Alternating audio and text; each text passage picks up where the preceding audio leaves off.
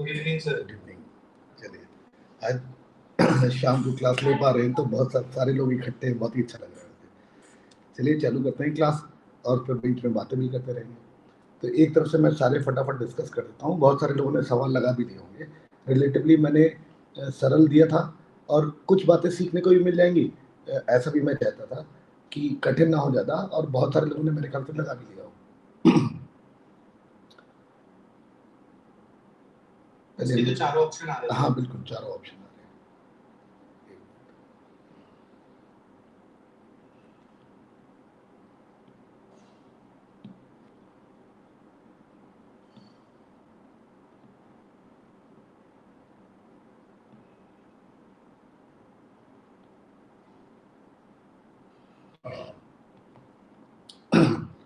तो इसके चारों ऑप्शन सही हैं और मैं करके दिखा देता हूँ फटाफट। साइन 1 के बारे में मालूम करना है कि वो मेरे पास रैशनल है कि इरैशनल है। तो मान लेते हैं कि जब ऐसी चीज़ें प्रूव करनी होती है तो हम लोग मान लेते हैं कि नंबर इज रैशनल नंबर। अब इससे एडवांटेज क्या मिल जाएगा? ग्राफ बना के? नहीं सर, हमको ग्राफ पता है ना सर, इसीलिए अज्यूम कर सकते हैं। कैसे अज्यूम कर लोगे बताओ? सर मतलब सर्टेन 30 डिग्रीज वैसा एंगल्स पे ही लीजर आते हैं ना, means irrational numbers certain value पे थीटा पे। अरे साइन 60 पर 30 पर 60 मींस 60 पर इरेशनल आएगा ना। हाँ, वैसा सोच लेंगे तो हो जाएगा। कैसे सोचेंगे बताओ ना?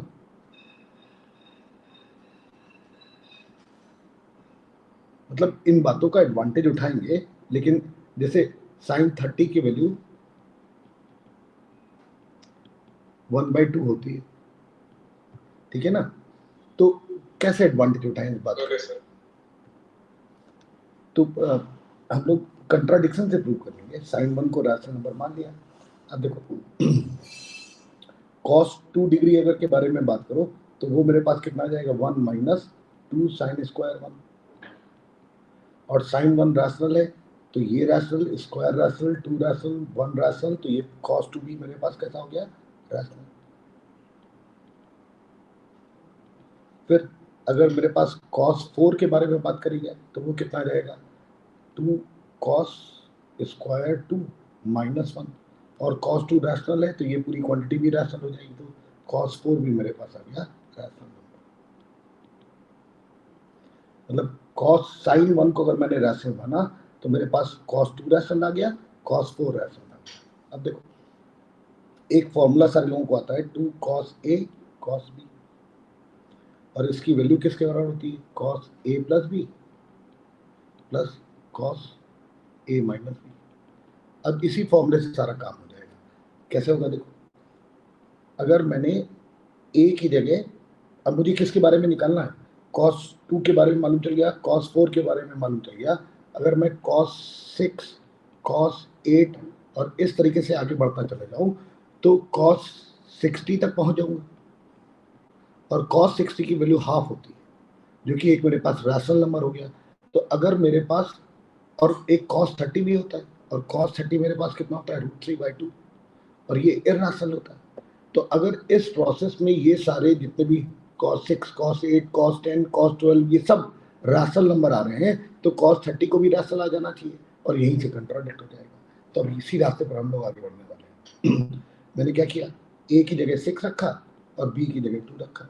इससे मेरे पास a की जगह 4 रखा, मेरे पास 4 और 2 6 cos 6 आ गया यहाँ पर, और यहाँ पर cos 4 में से 2 सब्ट्रैक्ट करेंगे तो 2 आ जाएगा। अब ये रैशनल, ये रैशनल, ये रैशनल, ये इनके कारण रैशनल, तो ये वाला नंबर भी रैशनल होगा। तो यहाँ से हम लोगों ने आइडेंटिफाई कर लिया cos 6 इज रैशनल। सर हाँ बोलो। सर जब हम जानते हैं कि अगर cos थीटा रैशनल है, हाँ, तो cos sin थीटा भी रैशनल होगा। वो कैसे निकाल दिया तुमने?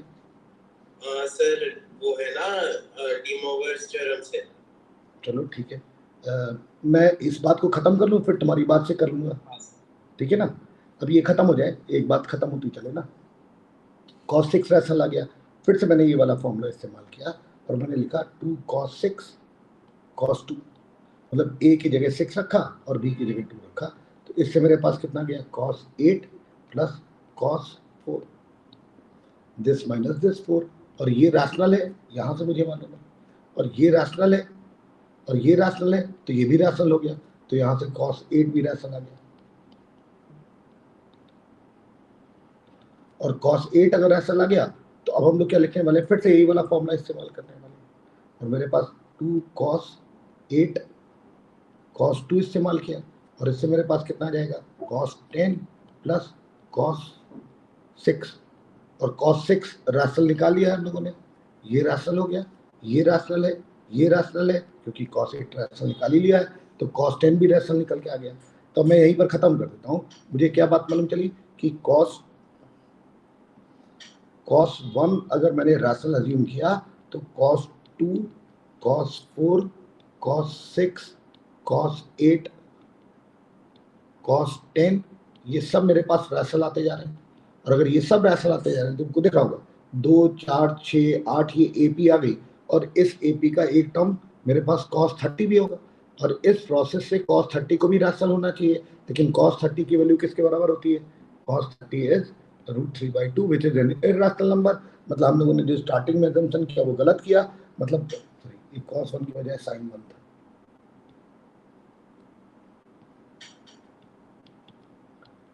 ये हम लोगों ने स्टार्टिंग में गलत अजम्पशन किया, मतलब अगर ये गलत है तो इसका मतलब sin 1 मेरे पास कैसा नंबर होगा, रैशनल नहीं हो सकता, तो फिर इसको कैसा होना पड़ेगा, इरैशनल होगा, तो ये बात खत्म प्रूव होती दिख रही है। अरे क्या बात खत्म हो गई?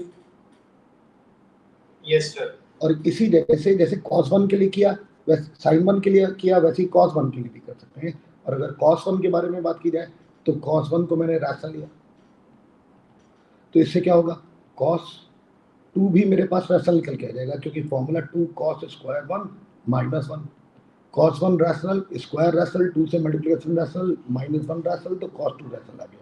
अब cos 2 अगर रैशनल आ गया तो cos 4 फिर से रैशनल आ गया, और cos 4 रैशनल आ गया तो फिर से यही वाली सीरीज मेरे पास आती चली जाएगी, और अब की बार इस सीरीज में मैं कहाँ तक पहुंच जाऊंगा, मेरे पास cos 30 की वैल्यू फिर से √3/2, तो इसका मतलब मेरे पास जो ये cos 1 यहाँ पर कंसिडर किया गया था, जो रैशनल कंसिडर किया गया था वो गलत हो गया, मतलब मेरे पास ये भी रैशनल। अरे क्या पहले दोनों खत्म हो गए? Yes sir. ठीक है ना। अब ये कोई डिमोवर थ्योरम लगाना चाहता है, वो भी समझते हैं बात उसकी। सर मेरा मतलब ये है, हम cos 2n थीटा को, अब तुमने बदल दिया, नहीं सर वो गलती से मैंने हाँ, बोल दिया था, ठीक वो है। मैंने 2n थीटा ऐसे सीखा। मैंने सुन ली थी तुम्हारी गलती, इसीलिए मैंने कहा कि पहले मैं खत्म कर लेता हूँ, वरना फिर ये भटक जाएगा। तो तुम जो बोलना चाहते हो cos 2n थीटा को, हाँ बोलो। सर cos 2 थीटा और sin 2 थीटा के एक पॉलिनोमियल में हम बदल सकते हैं। तो बिल्कुल बिल्कुल यही हमने भी किया, बेसिकली यही काम किया हम लोगों ने। हाँ सर। ठीक है सर हाँ। लेकिन उससे रैशनैलिटी और इरैशनैलिटी तो प्रूव हो गई, लेकिन सर इसका इन्वर्स होता है? इनवर्स नहीं, इन्वर्स की कुछ बात नहीं कर सकते नहीं ना? ना ना ना, ये 10-1 मैं ऑलरेडी क्लास में कभी करा चुका हूँ, फिर भी मैं फटाफट कर देता हूँ। 10-1 मेरे पास, इसको फिर से हम लोगों ने रैशनल मान लिया, तो 10-2 अगर निकाला जाए तो मेरे पास कितना हो जाएगा, 2 10-1 डिवाइडेड बाय 1 माइनस 10 स्क्वायर 1, और 10-1 रैशनल है, ये सब रैशनल है, तो 10-2 भी मेरे पास रैशनल हो गया। फिर 10-3 अगर मैंने निकाला तो मेरे पास कितना आ जाएगा, 10-2 plus 10-1 divided by 1 minus 10-2 into 10-1, और ये सब मेरे पास रैशनल, ये रैशनल, ये रैशनल, ये रैशनल, ये रैशनल, ये रैशनल, तो पूरी क्वांटिटी रैशनल। और अगर ये रैशनल, ये रैशनल, ये रैशनल, तो इस प्रोसेस में जितना भी आगे बढ़ते चले जाएंगे वो सब रैशनल आते जाएंगे, और 10-30 अगर मैं निकालूंगा तो वो भी रैशनल आ जाएगा, और 10-30 अगर रैशनल हो गया, लेकिन 10-30 की वैल्यू किसके बराबर होती है, 1/√3 which is an irrational number. तो फिर से कंट्राडिक्ट हो गया, और अगर फिर से कंट्राडिक्ट हो गया मतलब 10-1 का जो हम लोगों ने अजम्पशन किया था ये अजम्पशन गलत है, तो इसका मतलब क्या हुआ, 10-1 भी मेरे पास इरैशनल।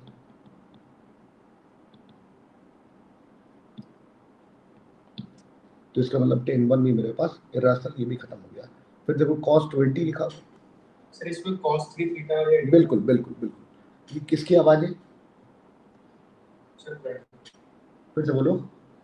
सर प्रणय। अच्छा प्रणय, तुम्ही ने सोल्यूशन भेजा था ना?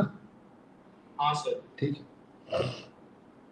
इससे कहा कि cos 3 थीटा वाली आइडेंटिटी लगा देते हैं और वो होती है 4 cos cube theta minus 3 cos theta. फिर इससे कहा थीटा की जगह अगर 20 डिग्री रख दिया जाए तो cos 60 हो जाएगा और cos 60 की वैल्यू हाफ और इधर आ जाएगा 4 और यहाँ पर कितना आ जाएगा cos 20 का क्यूब माइनस 3 cos 20 और फिर cos 20 की जगह x रख लिया तो मेरे पास कितना आ गया 1/2 4x cube minus 3x। Cross multiply कर लिया तो 4 का 8 हो जाएगा 8x cube minus 6x minus 1 this is equal to 0। और मुझे दिखाना है कि इस इक्वेशन का जो भी रूट आएगा वही x आने वाला है और वो कभी भी रैशनल नहीं आ सकता। This is not a rational number. मतलब क्या हुआ, इस इक्वेशन के रूट्स मुझे दिखाने हैं इरैशनल होने वाले हैं। सर इवन ऑड करके देखेंगे ना? इवन ऑड करके देखो मैं बता देता हूँ। सर अगर रैशनल नंबर हुआ, हाँ मैंने एक्चुअली इस तरीके की चीज कभी क्लास में लिखी नहीं थी इसलिए मैं इसको बता देना चाहता था कैसे करेंगे। तो देखो मैं अगले पेज पे बता देता हूँ। मेरे पास जो लिखा हुआ है वो ऐसा लिखा हुआ है 8x cube minus 6x minus 1 this is equal to 0 और इसका रूट मुझे दिखाना है कि रैशनल नहीं हो सकता। तो मान लेते हैं कि रैशनल है, पी बाई क्यू लगा देते हैं। तुमने भी यही बोला मुझे, तो मेरे पास आ जाएगा 8p cube divided by q cube minus 6p by q minus 1 this is equal to 0। Q cube से पूरे को मल्टीप्लाई कर देते हैं। क्यू क्यूब से मल्टीप्लाई कर देंगे तो 8p cube minus 6p q square minus q cube this is equal to 0। अब ये जो कुछ भी लिखा हुआ है इसमें सारे टर्म्स मेरे पास इंटीजर लिखे हुए हैं। मतलब ये तरीका जो भी मैं सिखाने वाला हूँ ये तभी वैलिड होता है जबकि मेरे पास पॉलिनोमियल के कोएफिशिएंट सारे इंटीजर्स हों।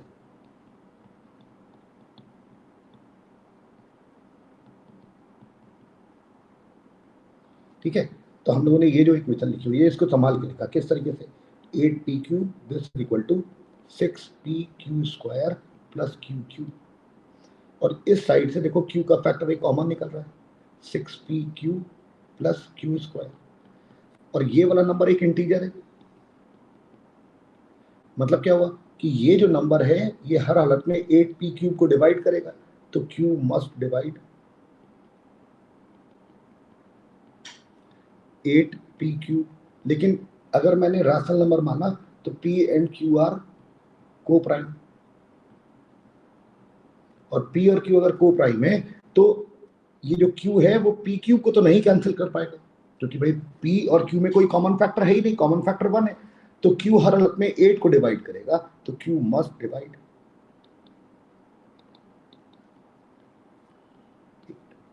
q अगर 8 को डिवाइड करेगा तो q किस फॉर्मेट का हो सकता है, प्लस माइनस 1 या फिर प्लस माइनस 2 या फिर प्लस माइनस 4 या फिर प्लस माइनस, तभी इस वाले नंबर को डिवाइड कर सकता है। तो q के बारे में मुझे मालूम चल गया कि वो किस वैरायटी के नंबर हो सकते हैं। फिर मैंने इसी इक्वेशन को घुमा के दूसरे तरीके से लिखा और अब की बार कैसे लिखा, अब की बार मैंने क्यू क्यूब को दूसरी तरफ ले लिया। मेरे पास कितना आ गया 8p cube minus 6p q square and this is equal to. अब की बार देखो इस साइड से p का फैक्टर कॉमन आता दिख रहा है, p कॉमन निकाल लिया तो 8p square minus 6q square this is equal to q cube और ये इंटीजर है, ये पूरा नंबर इंटीजर है तो इस वाले नंबर को भी इंटीजर होना पड़ेगा क्योंकि इधर वाली क्वांटिटी इंटीजर है और p को हर हालत में क्यू क्यूब को डिवाइड करना पड़ेगा तो p must divide Q cube. लेकिन p जब q को डिवाइड कर रहा है तो कॉमन फैक्टर 1 आ रहा है तो इसका मतलब क्या हुआ p हर हालत में किसके बराबर होगा 1 के बराबर होगा।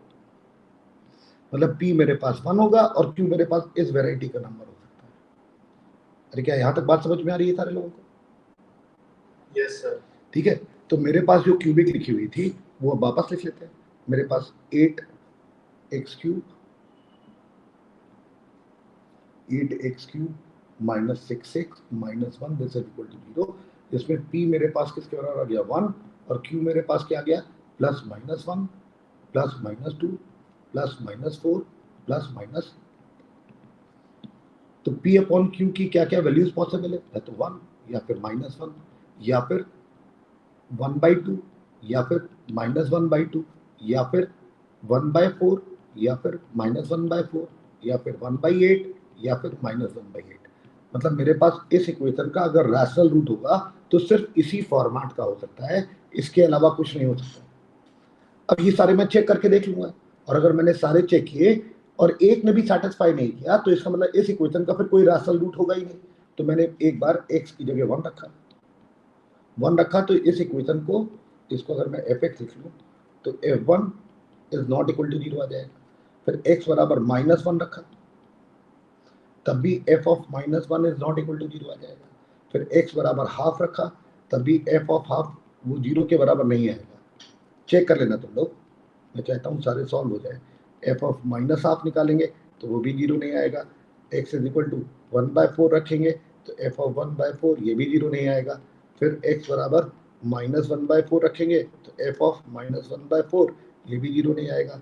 फिर x ऑफ माइनस का 1/8 रखेंगे तो f ऑफ -1/8 ये भी 0 नहीं आएगा। और सिमिलरली अगर x इक्वल टू 1/8 रखेंगे तो f ऑफ 1/8 ये भी 0 नहीं होगा। और अगर ये सब 0 नहीं हो रहे हैं तो इससे क्या इन्फर किया कि मेरे पास जो भी फॉर्मेट का p/q हो सकता था वो पॉसिबल ही नहीं है। इसका मतलब क्या हुआ कि x can not be of the form of p/q। इसका क्या कंक्लूड निकला कि x मस्ट बी इर्रेशनल।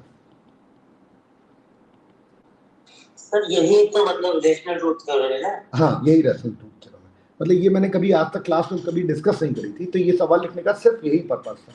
वो मुझे मालूम था कि cos 1 sin 1 ये तुम लोग कर लोगे क्योंकि tan 1 वाला ऑलरेडी हम लोग कर चुके थे, लेकिन मेरा मोटिव ये वाली थ्योरम थी, इसको रैशनल रूट थ्योरम बोलते हैं। मतलब कि मैं जनरल में प्रूव करके दिखा दूं, मैं फटाफट कर नहीं दूं। सर ठीक। अच्छा चल जाएगा। सर इसे एक बार स्टेट कर दीजिए फिर से। मैं पूरी थ्योरम पूरी स्टेट कर देता हूँ। देखो मेरे पास अगर एक कोई पॉलिनोमियल लिखी हुई है a0 plus a1x plus a2x square plus dot dot dot dot an x की power n this is equal to 0, और इस इक्वेशन का अगर मेरे पास if a0 a1 a2 dot dot dot dot an belongs to integer, और इस equation का कोई रूट है x इक्वल टू p/q, जो इसको सेटिस्फाई करने वाला है, तो उसकी क्या खासियत होगी मैं फटाफट लगा के भी तुम लोगों को दिखा दे रहा हूँ। a0 plus a1 p/q plus a2 p square upon q square plus dot dot dot dot an p to the power n upon q to the power n this is equal to 0। q की power n से multiply कर दिया तो a0 q to the power n plus a1 p q to the power n minus 1 plus a2 p square q to the power n minus 2 plus dot dot dot dot an p to the power n this is equal to 0। एक बार ये वाला term दूसरी तरफ ले गए तो तुम लोगों को दिख रहा होगा इस पूरे पार्ट में से मेरे पास क्या चीज कॉमन आ रही है। क्या q का फैक्टर कॉमन आता दिख रहा है? एक q का फैक्टर कॉमन आता दिख रहा है। मेरे पास a0 q की power n minus 1 plus a1 p q की power n minus 2 plus dot dot dot dot, और दूसरी तरफ माइनस का an p to the power n आ गया।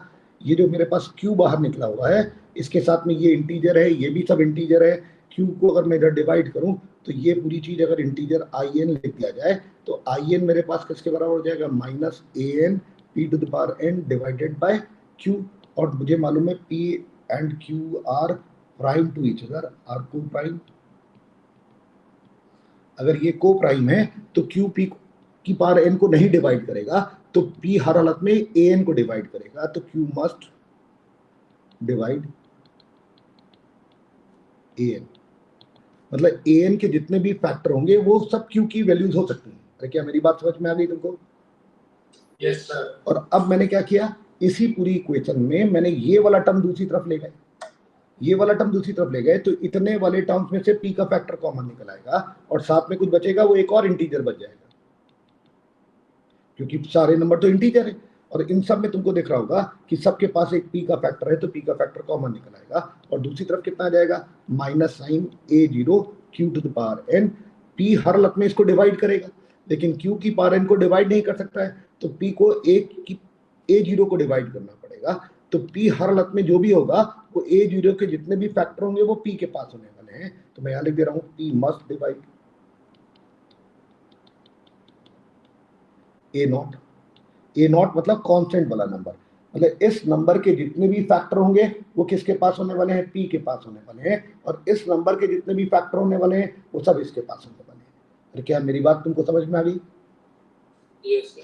और इसी बात का हम लोग जब मालूम है कहां पर एडवांटेज आते हैं, क्यूबिक इक्वेशन के रूट्स आइडेंटिफाई करने में। अगर मेरे पास कोई क्यूबिक लिखी हुई है, लेकिन कहते हैं कि क्यूबिक में एक्स क्यूब का कोएफिशिएंट 1 अगर ले लिया जाए और बाकी मेरे पास यहाँ पर लिखा हुआ है ax² plus bx plus c this is equal to 0, तो इस इक्वेशन का जो भी कॉमन सेंस से रूट निकाला जाता है वो c के फैक्टर, हाँ सर। ठीक है ना, क्योंकि ये तो 1 ही ले लिया हम लोगों ने, यस तो इसलिए सिर्फ c रोल प्ले करने लगता है। इसी के फैक्टर लगा लेते हैं हम लोग, जो कॉमन सेंस है 1 2 3 ये सब लगाते हैं ना, वो इसी के ही फैक्टर होते हैं और वही इसको सेटिस्फाई कर जाते हैं। तो जनरल थ्योरम समझ में आ गई? क्या हो गई जनरल थ्योरम? ये कि मेरे पास जो q है उसके पास an के फैक्टर होने वाले हैं, और जो p है उसके पास इस कांस्टेंट नंबर के सारे फैक्टर होने वाले हैं प्लस माइनस साइन के साथ। यही थ्योरम। यस आगे बढ़ते यस सर। तो पहला वाला सब हम लोगों ने खत्म कर लिया सफलतापूर्वक, दूसरे के बारे में बात करते हैं।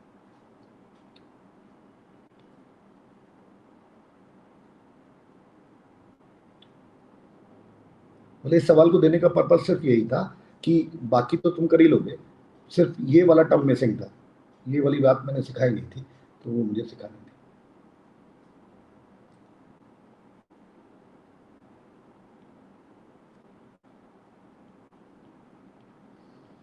अरे क्या जिंदगी में बहुत ज्यादा टेंशन चल रहा है? नहीं सर। अबे बिल्कुल बिल्कुल टेंशन की बात ही नहीं होती। एक्चुअली जो भी डर लगता है ना, मुझे मालूम है किस बात का लगता है, वो फियर एक वर्ड होता है ना,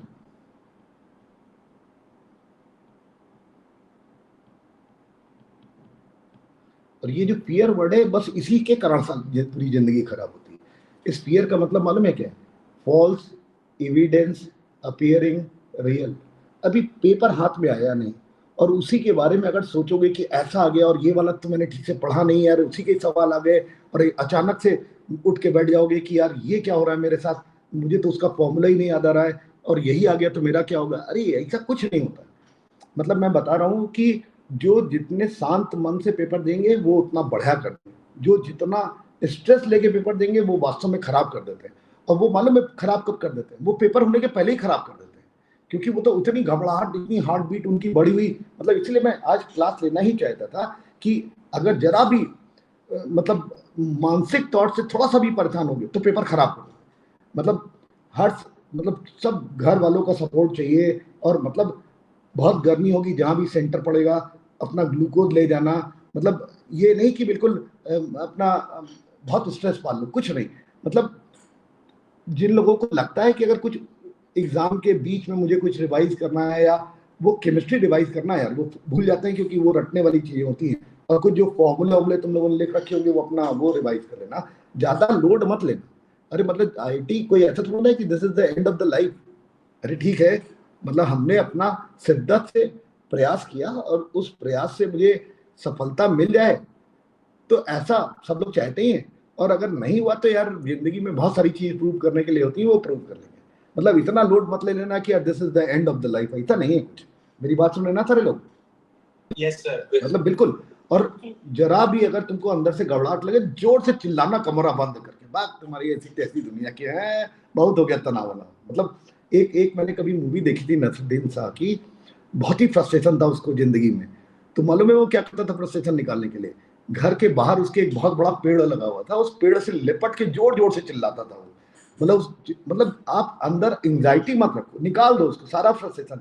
मतलब अब तुम लोग अगर टेंशन हो तो मुझे फोन करके मुझे खूब खूब चिल्ला लेना, मुझसे मुझे कोई दिक्कत की बात नहीं, अपना फ्रस्ट्रेशन निकाल लेना। क्योंकि पेपर आपकी क्या स्टेज ऑफ माइंड है वो सब डिसाइड कर देता है। वो मतलब आधे लोग तो पेपर के पहले ही गिव अप कर देते हैं, क्योंकि उनकी नसों में इतना ज्यादा टेंशन होता है पेपर के बारे में सोच सोच के। अरे पेपर है यार, उसमें प्रॉब्लम होंगी ही होंगी, एंड पेपर का मतलब ही है कि set of problems which are going to make your life miserable. वो प्रॉब्लम्स है, they are going to create problem to you, और तुम्हारी यही तुम्हारा टारगेट है कि तुमको अपना जो कैपेबिलिटी है उसका बार रेज करना है। You have to raise your bar, और वो इसलिए कि यार वो पेपर तुम्हारे ऊपर ना चढ़े, तुम उसके ऊपर चढ़ जाओ। तुम समझ लेना कि चाहे वो फिजिक्स का कोई पार्ट हो, चाहे वो केमिस्ट्री का पार्ट हो, कोई मैथ्स का पार्ट हो, जो पार्ट तुमको परेशान कर रहा हो मोमेंटरली, स्विच कर जाना भाई, स्विच कर जाना। मतलब स्विच करना is a very good art. Paper में जितने लोग खलीफा होते हैं वो स्विच कर लेते हैं बहुत तेजी से, मतलब वो लोड नहीं लेते, कहने लगे यार ये मैथ का सवाल नहीं बन रहा है, इसकी सिक्स छोड़ो यार, अभी पूरा हमको कौन सा पूरा पेपर करना सही होता है। अरे जिसकी ऑल इंडिया 1 आती है वो भी पूरे नंबर नहीं लाता है। मुझे याद है मुझसे जूनियर बैच में विक्रम बूझ करके एक लड़का था, 88 बैच का, उसके आज तक के इतिहास में हाईएस्ट नंबर आए हैं एडवांस के पेपर में, 98, 99 और 100, ये उसके मार्क्स से। उस समय 3 घंटे का पेपर होता था 100 मार्क का, और उसके मैथ्स में 98 थे, फिजिक्स में 99 थे, और केमिस्ट्री में 100 में 100 थे। अब ये कैलकाटा का बच्चा था, और उसके फादर भी आईएएस थे, उसकी मदर भी आईएएस थी, तो वो जेनेटिक होगा, और इससे बड़ा स्कोर आज तक कोई नहीं ला पाया, लेकिन वो भी फुल नहीं ला पाया था। तो बच्चे बहुत बड़ा कर देते हैं। तो ये बच्चे हैं जो खराब कराते हैं, ये वही बच्चे हैं जो बहुत अच्छा कराते हैं। मैं तुमको एक छोटा सी कहानी भी सुनाऊं। एक मेरी क्लास में बच्चा हुआ करता था, वरुण अवस्थी, बहुत बड़ा बच्चा था, मुझे लगता था गारंटेड सिलेक्ट हो जाए। अब उस समय जब पेपर आता था, पूरा पेपर आता था, हार्ड कॉपी आती थी, और वो 10 मिनट पहले पेपर दे देते थे, और अलाउड नहीं होता था खोलना, आपको पेपर के ऊपर अपना रोल नंबर और नाम और ये रख के सामने रखा रहने देना पड़ता था। उस बच्चे ने क्या किया कि पेपर उसने उठा लिया, और उठाने के बाद बीच में गैप, मतलब इस तरह से स्टेपल्ड है, इस तरह से भी स्टेपल्ड है, तो उसने क्या किया, बीच से दबाया तो अंदर खुल गया पेपर। अंदर उसको मैट्रिसेस का एक कॉम्प्रिहेंशन दिखा था, और उसको याद आया कि यार मैंने मैट्रिसेस रिवाइज ही नहीं करी, मतलब पेपर भी चालू ही नहीं हुआ, उसको लगा कि मैंने मैट्रिसेस रिवाइज ही नहीं करी, और उसने वो सवाल देख लिया, और पेपर भी चालू नहीं हुआ, स्टार्ट लिखना कुछ चालू, किसी को अलाउड ही नहीं, और उसको दिमाग में पता नहीं क्या है, और वो फूट फूट के पहले ही रोने लगा। अब अगर कोई बच्चा बगैर पेपर अटेम्प्ट किए सिर्फ एक सवाल की बेसिस पे अगर पहले ही हार मान गया, मानसिक तौर से अगर हार मान गया, तो वो कैसे सिलेक्ट होगा? तो वो सिलेक्ट नहीं हुआ, और सिर्फ इस कारण नहीं हुआ क्योंकि उसने एक ऐसी चीज के बारे में ज्यादा सोच लिया जो कि उस समय तक अटेम्प्ट ही नहीं हुई। मतलब उससे बस इतना ही सोचा कि मैंने तो रिवाइज ही नहीं किया, बस इतनी एक फीलिंग आ गई अंदर। और ये किस तरीके की फीलिंग थी, उसने मतलब उसने मतलब फाइनली वो NIT में चला गया था, इलाहाबाद चला गया था, क्योंकि उसे मेन सही किया था। तो आइडिया ये है कि अपने आप को बुरी सिचुएशन में संभाले रखना, ये आर्ट है। मतलब सबको मालूम है कि यार इंडिया भर के लेवल का कंपटीशन है, वैसा है कुछ तेज बच्चे हैं और बहुत अच्छा करते हैं, तुम लोगों की सराउंडिंग में भी कुछ अच्छे बच्चे होंगे, तुम लोग भी अच्छे बच्चे हो। तो अरे मतलब खेल ये है कि अगर तुमने मेरे ख्याल से वो एक मूवी देखी होगी, धोनी देखी कि नहीं देखी? हाँ सर, देखिए, एक बार युवराज सिंह धोनी वाले एरिया में क्रिकेट की टीम के साथ गया था, और उसे बहुत मारा था। मतलब उस मूवी में दिखाया गया था एक सीन कि उसे बहुत मारा था, और वो बहुत मारा था और पूरी टीम ने गिव अप कर दिया था। तो धोनी ने एक स्टेटमेंट बोला था, अगर तुम लोगों को याद हो, अपने दोस्तों के पास गया था और उसने कहा था कि मालूम है हम लोग मैच कहाँ हार गए? वो मैच स्टेडियम के अंदर नहीं, एग्जैक्टली वो बाहर ही हार गए थे भाई। लोगों ने उसका इतना औरा देखा कि यार ये रंगबाज है, हेडफोन लगा के अपना च्युइंगम चबाते हुए जा रहा है, जैसे कभी विवन रिचर्ड्स का जलवा हुआ करता था। तो आइडिया ये है कि किसी के लिए आपको ताली बजाने की जरूरत नहीं, आपको तालियां सुनने की आदत हो जाना चाहिए कि यार आई एम द बेस्ट, और मैं बढ़िया हूँ, मैं बढ़िया कर दूंगा, और किसी की दम नहीं कि मेरे अंदर जो काबिलियत है उसको छिपा सके। मतलब अगर भाई तुमको क्या लगता है, तुम लोग सारे लोग 2 साल से इतना डटे हुए हो, कुछ लोग 3 साल से डटे हुए हैं, उनके अंदर क्या जज्बा रहा होगा? उनके अंदर यही ना कि यार I am the best, I am going to prove it. और आप आज आखिरी समय है और इस समय पर अगर थोड़ी सी भी नेगेटिव फीलिंग आ जाती है ना तो आप बिल्कुल ढीले पड़ जाते हो, आपके अंदर की ताकत खत्म हो जाती है। अपने आप को बिल्कुल मोटिवेटेड रखना। ऐसी की तैसी यार पेपर में सवाल होते हैं और कठिन होते हैं, और मेरे लिए थोड़ा ना कठिन होते हैं यार, दुनिया के लिए कठिन होते हैं। इसीलिए कभी सरल पेपर अच्छा नहीं होता। कठिन पेपर में आपकी जो बेस्ट काबिलियत होती है वो निकल के आ जाती है, और उस जगह पर बहुत सारे लोग सफर कर जाते हैं, डर जाते हैं देख के। तो इसलिए मान के चलना कि आई एम द बेस्ट, और हमारी क्लास में कुछ बच्चे अच्छे हैं, लेकिन क्या it is a matter of time. आपको अगर कोई चीज क्लिक कर गई तो हो सकता है आप सबसे बहुत अच्छा कर दो। तो कभी अंडरस्टिमेट मत करना अपने आप को, एग्जाम में भी मत करना। सारी लड़ाई बाहर बैठ के तो आप खूब कहोगे कि मैं बहुत बढ़िया, मैं बहुत बढ़िया, मैं बहुत बढ़िया, लेकिन एग्जाम हॉल के अंदर जब चीजें आपके अगेंस्ट होने लगे तब फिर असली आपकी काबिलियत बाहर निकल के आती है। दो सिचुएशन में थी, या तो गिव अप कर दोगे, क्योंकि वो देखो वरुण अवस्थी का मैंने एग्जाम्पल बताया, फूट फूट के रो दिया यार। मतलब वो उस समय सेंटर्स पढ़ते थे और कानपुर में जेके स्कूल है, वहां उसका सेंटर था। पहले पेपर के बाद आया और वो मेरे पास बैठ के फूट फूट के फिर से रोने लगा कि मैंने सब खराब कर दिया। कहने लगा मुझे पूरा पेपर आता था, लेकिन मैं इतना घबरा गया पेपर देख के कि वो मैट्रिसेस का सवाल, और वो मैट्रिसेस का सवाल मतलब ऐसा था जिसमें कि उन्होंने 16 मैट्रिसेस लिखवा ली थी, इतनी सारी मैट्रिसेस लिखवा ली थी। तो जो लोग नॉर्मली भी किए होंगे उसमें एक पार्ट उन्होंने कर दिया होगा, कॉम्प्रिहेंशन था वो 2 पार्ट का। तो निश्चित बात है ऐसी सिचुएशन में अपनी ताकत को मतलब बस ढीला मत होने देना। लड़ाई इसी बात की है। मतलब कोई भी बुरा विचार, कभी भी अपने आप को इंफीरियर मत फील करवाना पेपर में। पेपर का काम ही है वो परेशान करेगा, उसको करना भी चाहिए भाई। आप you are just going in the exam to feel the thrill of the exam. भाई आपने इतनी मेहनत करी है, इतनी सारी पढ़ाई करी है, वो इसलिए कि आप देखें तो यार वो मुझसे क्या पूछने वाले। तो अब उनकी काबिलियत आप चेक करने जा रहे हो यार, अपनी काबिलियत हम चेक कराने जा रहे हो। You people are very good. मतलब मुझे तो फक्र है कि मैंने तुम लोगों को यार पढ़ाया साल भर, और मतलब तुम लोग बहुत बड़े बच्चे हो। मतलब मेरी ब्लेसिंग है तुम लोगों के साथ। तो मतलब तहे दिल से मैं चाहता हूँ कि तुम लोग फोड़ फाड़ के दे देना पेपर। मतलब ये मैं चाहता हूँ मैं। और मैं ऐसा फर्जी नहीं बोल रहा हूँ कि यार किसी से भी बोलने लगा कि यार कोई भी सिलेक्ट हो जाएगा। तुम लोगों ने साल भर मुझे ये दिखाया है कि आप लोगों के अंदर वास्तव में कैपेबिलिटी, और अगर है तो it is definitely going to reflect in the exam. और मुझे लगता है कि मैं बहुत दिल से बात बोल रहा हूँ कि बहुत बढ़िया करने वाले हो तुम लोग। बस अपने आप को एग्जाम में डिमोरलाइज मत होने देना। पेपर है वो परेशान करता है, उसका काम ही परेशान करना होता है, और आपको बस इस बात का ध्यान रखना है कि मुझे परेशान नहीं होना है। अगर मैं थोड़ा सा परेशान हो रहा हूं तो स्विच कर लो।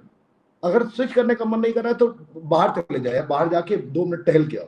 दिमाग ठंडा रखना, क्योंकि एक बार अगर नेगेटिव फीलिंग आ जाती है ना अंदर, तो वो फिर आपको ग्रो नहीं करने देती। वहां पर आपको नेगेटिव नहीं होना है।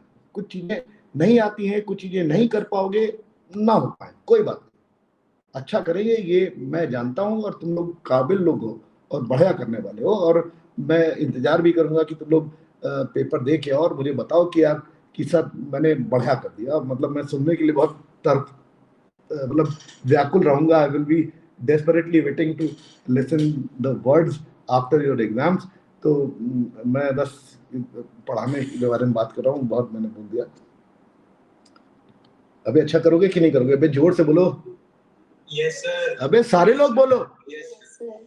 अरे बोला मतलब, अरे जोर से बोलो। मतलब एकदम अंदर से निकल के आना चाहिए और रोंगटे खड़े हो जाना चाहिए कि भाई ऐसा बोल दिया कि यार मतलब करना ही करना है, इसके अलावा और कोई रास्ता ही नहीं है यार जिंदगी में। तो वो अच्छा ही होगा। मतलब एकदम अपने ऊपर बिल्कुल भरोसा रखते हुए बिल्कुल काम करना है। आगे बढ़ते हैं, इस सवाल के बारे में बात करते हैं। सर जब सिचुएशन बिगड़ने लगे ना तो आप तो हमारा लाइन यूज कर लेंगे, पेपर भी ऐसे की हाँ बिल्कुल। अरे मतलब तुम ये समझ के चलना कि अगर आपने पेपर को अपने ऊपर चढ़ने दिया तो वो चढ़ जाएगा भाई, वो चढ़ जाता है। मतलब ये सिचुएशन कई कई कई तरीके से आती है। कई बार स्टार्टिंग में ही तुमने 2-3 सवाल लगाए और बिल्कुल लगा कि यार ये क्या हो गया मेरे साथ, एको नहीं हुआ। और कई बार क्या होगा कि आप इतने कॉन्फिडेंट हो गए पेपर के बीच में, और कुछ जगह ऐसी जगह तुम अटक जाओगे कि लगेगा कि यार तब उस समय तक घमंड आ चुका होगा कि यार मैंने तो बजा दिया पेपर, अब देखो ये सवाल कैसे नहीं हो रहा, इसकी ऐसी तैसी। तो मतलब बिल्कुल ऐसा भी नहीं कि यार मैं हर कुछ कर ही लूंगा। आप बहुत अच्छे फ्लो में चल रहे हो, बहुत सारे सवाल सॉल्व हो रहे हैं, और कहीं पर आपको लग रहा है कि ये ईगो में फंस गए हम, तो ईगो मत पालना। कहे के लिए ईगो पालना? भाई इतना बड़ा पेपर है, इतने सारे सवाल आने हैं हर, तुम सोचो ना 51 क्वेश्चन आने वाले हैं, मतलब कोई बता नहीं सकता कितने आने वाले हैं। अभी जो पुराना इतिहास है उसके पॉइंट ऑफ व्यू से मैं बता रहा हूँ, जितने भी आए वो सब के लिए होंगे, अगर कठिन होंगे तो दूसरों के लिए भी होंगे। आप अच्छे हैं और हम अपने आप को संभाल ले जाएंगे, बस ये अपने ऊपर भरोसा होना चाहिए। भरोसे का खेल है पूरा, मेहनत सब बच्चे करते हैं, और जो आखिरी के मोमेंट में घबरा जाते हैं वो खराब कराते हैं। तो घबराना नहीं, पेपर के समय भी नहीं घबराना, अपने आप को खराब सिचुएशन से निकाल ले जाना, बस स्विच कर लेना चाहे तो। मतलब केमिस्ट्री इसलिए बढ़िया होती है, वैसे केमिस्ट्री भी बहुत होती है इसमें, ये सवाल लगाए और वरना ये सब हो नहीं पाएंगे, बातें होती रहेंगी। ये दे रखा है मेरे पास, और एफ एक्स मेरे पास ये दे रखा है, मैंने एफ डैश एक्स निकाला। सर ये वाला बताओ। हाँ बोलो बोलो। सर इसमें अपने को सर 3 चीजें दे रखी है, एक एफएक्स दे रखा है, एक रिलेशन दे रखा है, और एक प्रूफ करना है कि लैम्डा 0 से पाई बाय 2 में कि एग्जिस्ट करता है कि F dash of lambda is greater then. ठीक बात। तो सर हमने सबसे पहले एफएक्स को डिफरेंशिएट कर दिया, एफ डैश एक्स निकाला, minus sine x plus f x आ गया। और सर फिर वो इनइक्वालिटी यूज कर लिया अपन ने, F sin x less than F dash x। बिल्कुल, इसने कहा F sine x minus F dash x this is less than 0। ये इनइक्वालिटी इसमें इस्तेमाल करी, कैसे इस्तेमाल करी बताओ। अब सर अपन इसके अंदर f of sin x minus fx less than minus sin x है। हाँ। इसके अंदर अपन एक नया फंक्शन मान लेंगे phi x equal to f sin x। मतलब मुझे लग रहा है कि ये एफ डैश एक्स की वैल्यू यहाँ लगा दी जाए,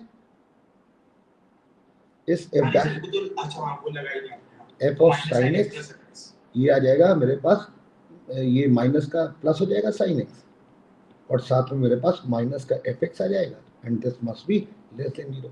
ये एफ एक्स और ये एफ साइन एक्स उधर ले जाते हैं, तो एक एफ एक्स आ गया, एक एफ ऑफ साइन एक्स आ गया, and this must be greater than.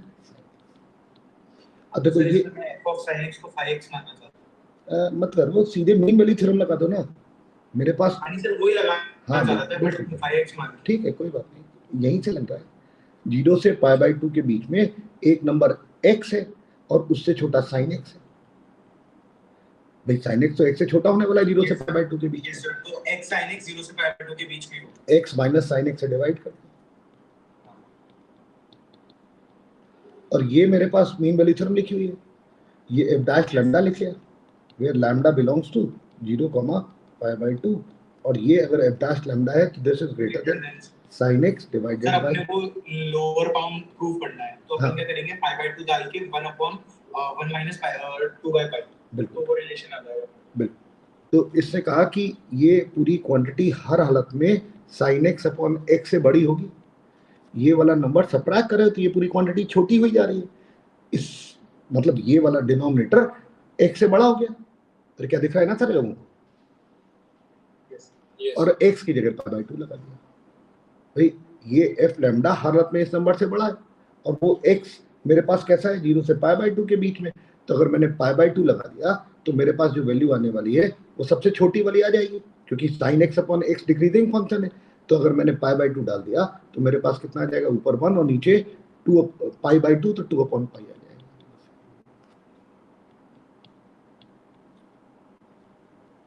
और क्या खत्म हो गया ना। यस सर ठीक है, आगे बताओ।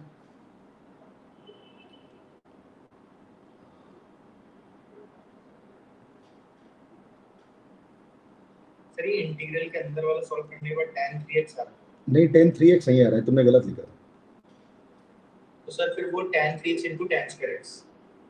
अभी एक मिनट रुक जाओ।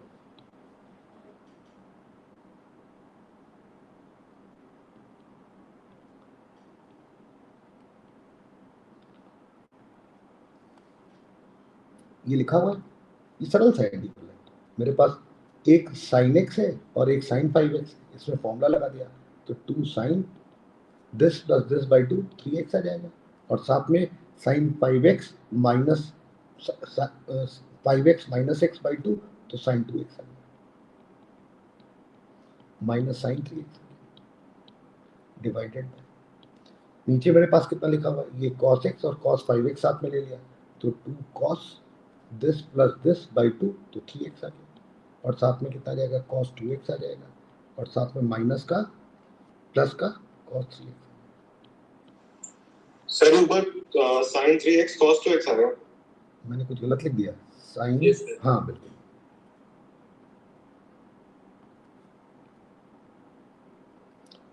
टू साइन 3x साथ में cos का 2x और माइनस।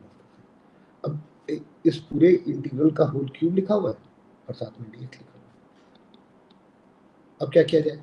ऊपर से एक sin 3x और नीचे से cos 3x, बाहर कॉमा निकल आया तो tan 3x आ गया, और साथ में मेरे पास जो बचा वो कितना बचा? 2 cos 2x माइनस का sin 3x, तो कॉमा निकल आया, डिवाइडेड बाय 2 cos 2x, और साथ में मेरे पास कितना आ गया? प्लस का इस पूरे का होल क्यूब। ये जो भी लिखा हुआ है tan 3x ऐसे लिखा रहेंगे। अंदर जो मेरे पास लिखा हुआ है वो क्या लिखा हुआ है? cos 2x का फॉर्मूला लगा दिया जाए, और वो कितना आ जाएगा? 2 cos 2x का फॉर्मूला मैंने लगाया तो 2 cos स्क्वायर x माइनस 1, फिर एक माइनस 1, डिवाइडेड बाय, नीचे भी फॉर्मूला लगा दिया तो 1 माइनस 2 साइन स्क्वायर x, और फिर प्लस कर दो, और ये पूरे का होल क्यूब।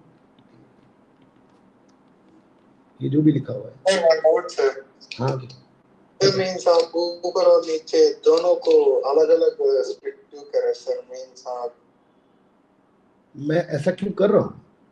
हाँ नहीं सर, मींस आप cos 2x को आप ऊपर और नीचे दोनों फॉर्मूला यूज किया ना सर। हाँ, अलग अलग क्यों? अलग अलग क्यों किए? अभी अगली स्टेप पे दिख जाएगा तुमको। ठीक है सर। एक्चुअली यही सवाल, ये इंटरनेट पे ये सवाल अवेलेबल था, और उसमें उन्होंने e की पावर i थीटा लेके सब कुछ किया था, तो मुझे लगा यार ये तो वैसे ही हो जाना चाहिए, बेसिक ट्रिग्नोमेट्री का सवाल है, तो मैंने इसलिए तुम लोगों को दे दिया कि उससे ना करो, ऐसे ही हो जाएगा। अब देखो ये क्या क्या फायदा हुआ, देखो इस 2 को अंदर मल्टीप्लाई करोगे तो आ जाएगा 4 cos स्क्वायर x, और ये -3 आ जाएगा, और नीचे मेरे पास कितना आ जाएगा? 3 माइनस 4 साइन स्क्वायर x। क्या दिख रहा है ना? Yes sir. अब एक ऊपर cos x से मल्टीप्लाई करता हूँ, और एक नीचे sin x से मल्टीप्लाई करता हूँ, और एक बाहर भी sin x से मल्टीप्लाई कर लो, और एक cos x से मल्टीप्लाई कर लो, कंपनसेट हो गया। अब न्यूमरेटर देखो तो ये cos 3x लिखा हुआ है, और डिनोमिनेटर देखो तो sin 3x लिखा हुआ है, क्या दिख रहा है कि नहीं? Yes sir. और ये cot 3x हो गया, और ये tan 3x कट गया, तो मेरे पास इफेक्टिवली इंटीग्रल कितना आ गया? tan x का होल क्यूब।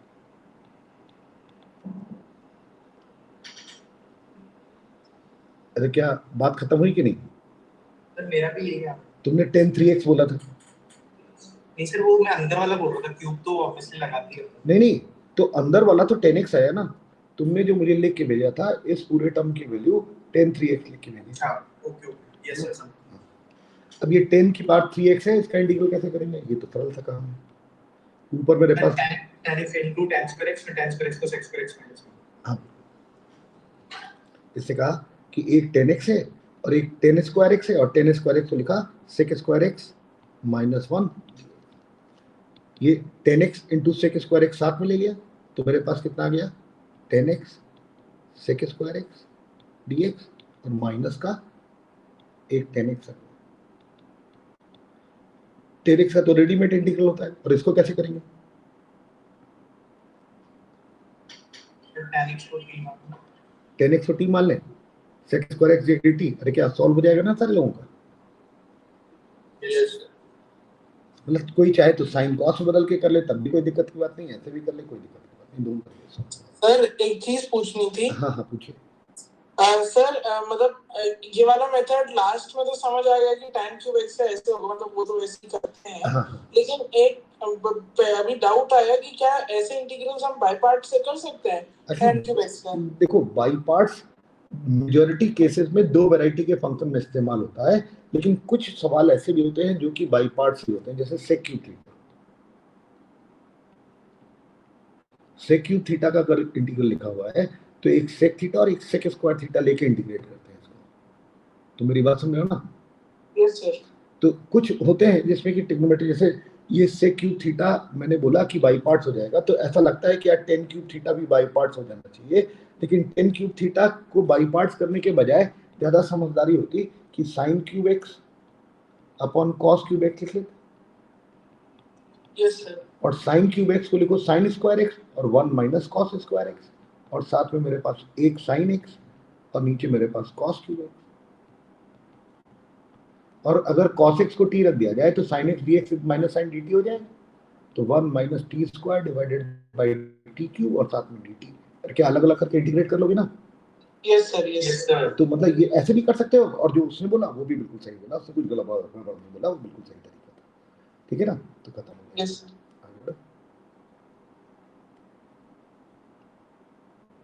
थर्ड के बाद फोर्थ के बारे में बात करते हैं, और ये किसी ने कहा ये तो थ्योरम लिखी हुई है, और मैंने थ्योरम ही दी थी। Yes sir, logarithmic mean. हाँ, logarithmic mean value theorem.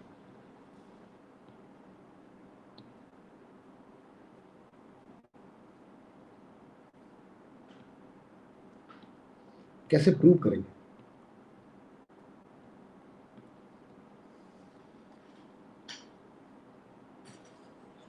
Sir proof तो ये जेनसन से हो जाएगी, बट वो सिलेबस में नहीं।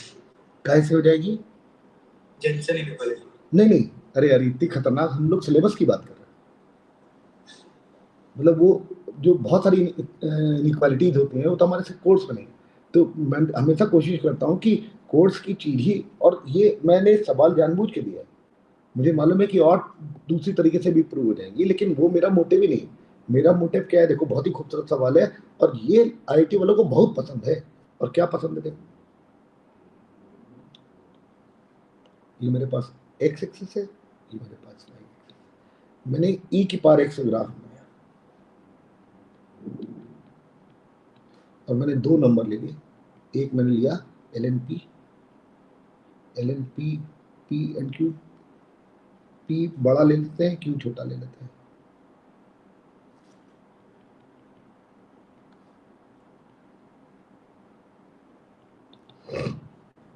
दे भी रखा है p is greater then q, ऐसा दे रखा है, और p और q पॉजिटिव नंबर होंगे, वरना ये फिर डिफाइंड ही नहीं होगा।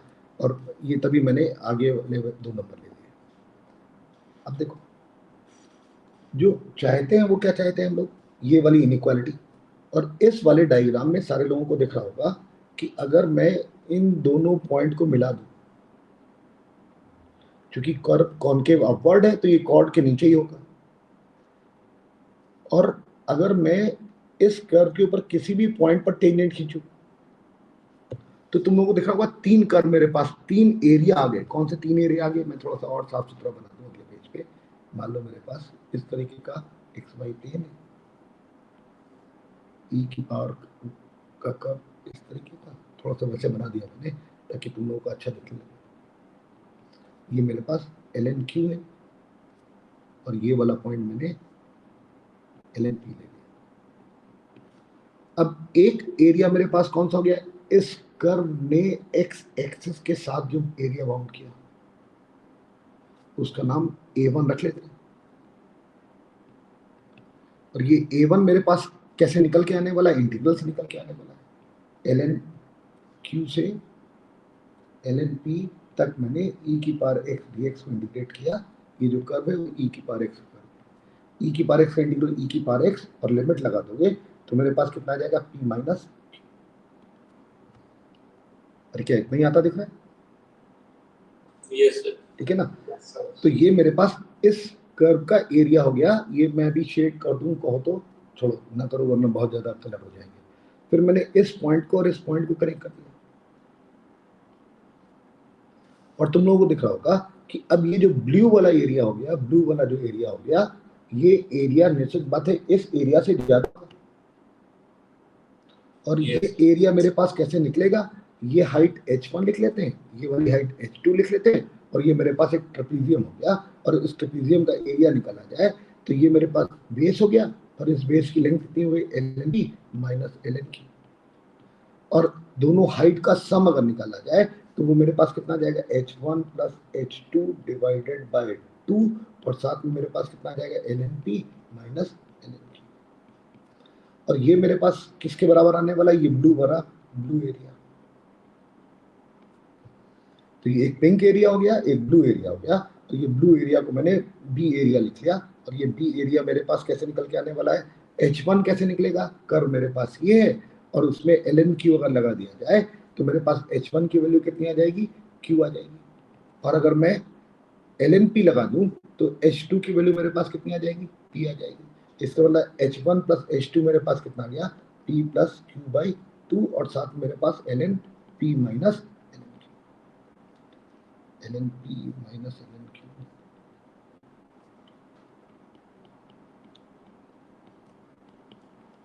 अरे यहाँ तक बात सारे लोगों को दिख रही होगी। तो मैंने दो एरिया निकाले, एक एरिया मेरे पास ये आ गया, एक एरिया मेरे पास ये आ गया, और अब मैं एक तीसरा एरिया और निकालने वाला हूँ। और वो क्या, मैंने कहा कि इसका अगर मैं मिड पॉइंट ले लूँ तो मिड पॉइंट ये कितना हो जाएगा, ln p plus ln q divided bye, ये मिड पॉइंट हो गया।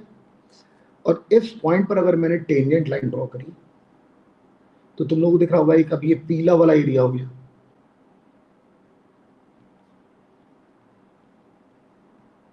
और ये सबसे कम होने वाला है, इसको मैंने A3 बोल दिया। A3 मेरे पास क्या हो गया, ये येलो वाला एरिया। और ये वाला एरिया कैसे निकल के आएगा, अब मेरे पास ये वाली हाइट चाहिए होगी यहां से यहां तक, इसको कैपिटल H2 लिख लिया। और ये वाली हाइट मुझे चाहिए होगी यहां से यहां तक, इसको कैपिटल H1 लिख लिया। क्योंकि ये एरिया का अप्रोक्सीमेशन का सवाल दे देते हैं, तो यहाँ मैंने ये जानबूझ के इसलिए कराया कि भाई 3 तरीके से एरिया निकाले जा सकते हैं। तो तुम लोगों ने देखा होगा कई बार ऑप्शन में वो इनइक्वालिटी बना बना के लिख देते हैं कि ये वाला सही है, कि ये वाला सही है, कि ये वाला सही है। तो वो नजरिए ही मैं दिखाने की कोशिश कर रहा था कि मैंने एक कर्व लिया, वो जनरली कर्व भी बता देते हैं कि कुछ इस तरीके का कर्व है, और फिर तुमको इस तरीके की कॉर्ड बना बना के बात समझना पड़ेगी सवाल में।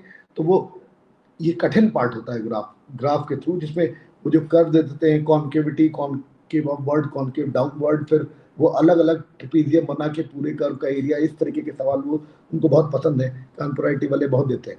तो संभावना है कि ऐसा आ जाए। अब इस ट्रेपीजियम का, येलो वाले ट्रेपीजियम का एरिया निकालना होगा, तो वो मेरे पास कितना हो जाएगा, h1 plus h2 divided by 2, parallel sides का सम, और बीच वाली लेंथ, और बीच वाली लेंथ मेरे पास कितनी हो गई, ln p minus ln q। अब मुझे करना क्या है, क्या इसकी वैल्यू निकालनी है इन दोनों टर्म्स, और उसके लिए मुझे क्या करना पड़ेगा, इस कर्व पर, इस वाले कर्व पर, इस पॉइंट पर टेंजेंट लाइन की इक्वेशन लिखनी पड़ेगी। और फिर टेंजेंट लाइन की इस पॉइंट पर हाइट कितनी है और इस पॉइंट पर हाइट कितनी है, ये निकालनी पड़ेगी। क्या निकाल सकते हैं ना सारे लोग? इस कर्व के इस पॉइंट पर टेंजेंट लाइन की इक्वेशन सारे लोग लिख सकते हैं, क्योंकि स्लोप निकालोगे और स्लोप मालूम चल गया, और ये वाला पॉइंट तुमको मालूम है कौन सा पॉइंट है, ये इस पॉइंट के करस्पॉन्डिंग इस कर्व पर जो वैल्यू आने वाली है, पॉइंट मालूम, स्लोप मालूम, लाइन की इक्वेशन लिखो, ये वाली हाइट निकालो, ये वाली हाइट निकालो, आप आगे अपने आप कैलकुलेट करो, अपने आप कैलकुलेट करो।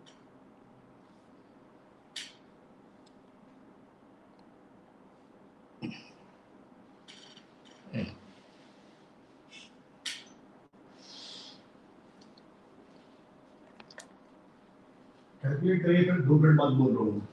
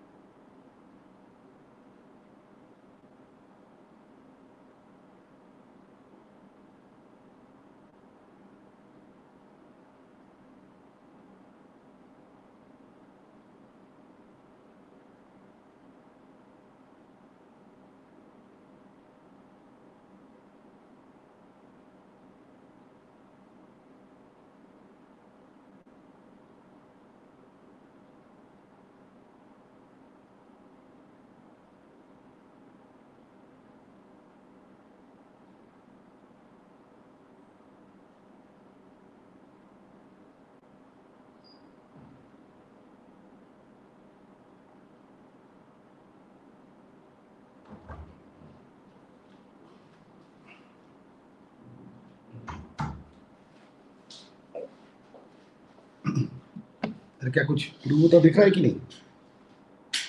हाँ सर हाँ सर, आ गया ना? मतलब अगर Yes, sir. तुम लोग slope LNP minus LNQ upon P minus Q. हाँ, तुमने कहा कि dy over dx निकाला और ये वाला तुमने नंबर लगाया इसमें, तो तुम्हारे पास कितना आ जाएगा? हाफ पावर ऊपर पहुंचा दो तो ln pq आ जाएगा, अंडर रूट pq आ जाएगा। अंडर रूट pq आ रहा है ना? Slope yes sir Yes, sir. तो स्लोप मेरे पास आ गया y माइनस y1 कितना आ जाएगा? ये वाला नंबर इसमें लगाओगे तब भी अंडर रूट ऑफ pq ही आ जाएगा, और फिर भी स्लोप भी अंडर रूट ऑफ pq आ गया, और अंदर कितना आ जाएगा? x minus ln p plus ln q divided by, और y की वैल्यू कितनी आ गई? इधर ले गए तो under root of pq common निकल आएगा, अंदर आ जाएगा x minus ln p plus ln q divided by 2, minus का 1 माइनस का 1 आ जाएगा कि प्लस का 1 आ जाएगा? Plus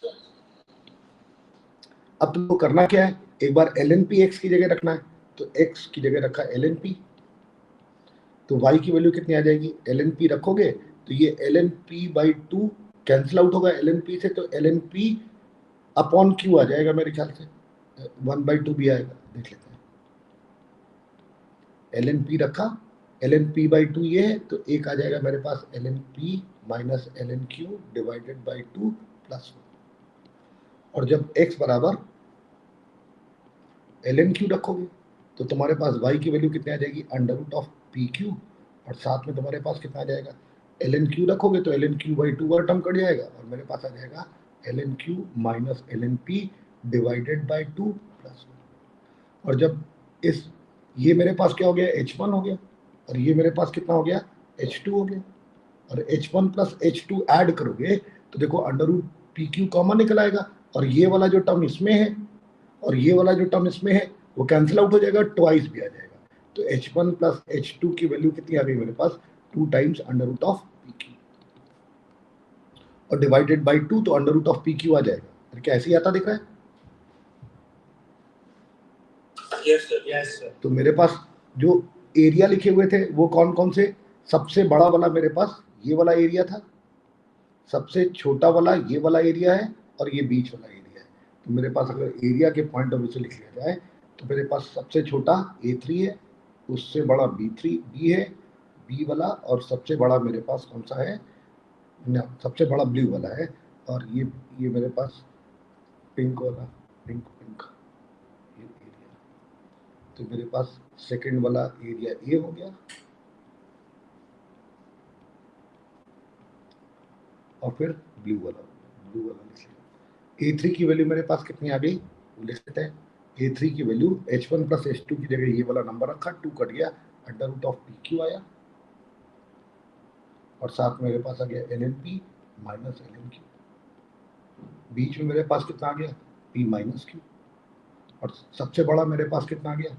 p plus q by 2, और साथ में मेरे पास कितना आ गया? lnp माइनस lnq, और lnp माइनस lnq से डिवाइड कर दिया पूरे में, तो अंडर रूट ऑफ pq,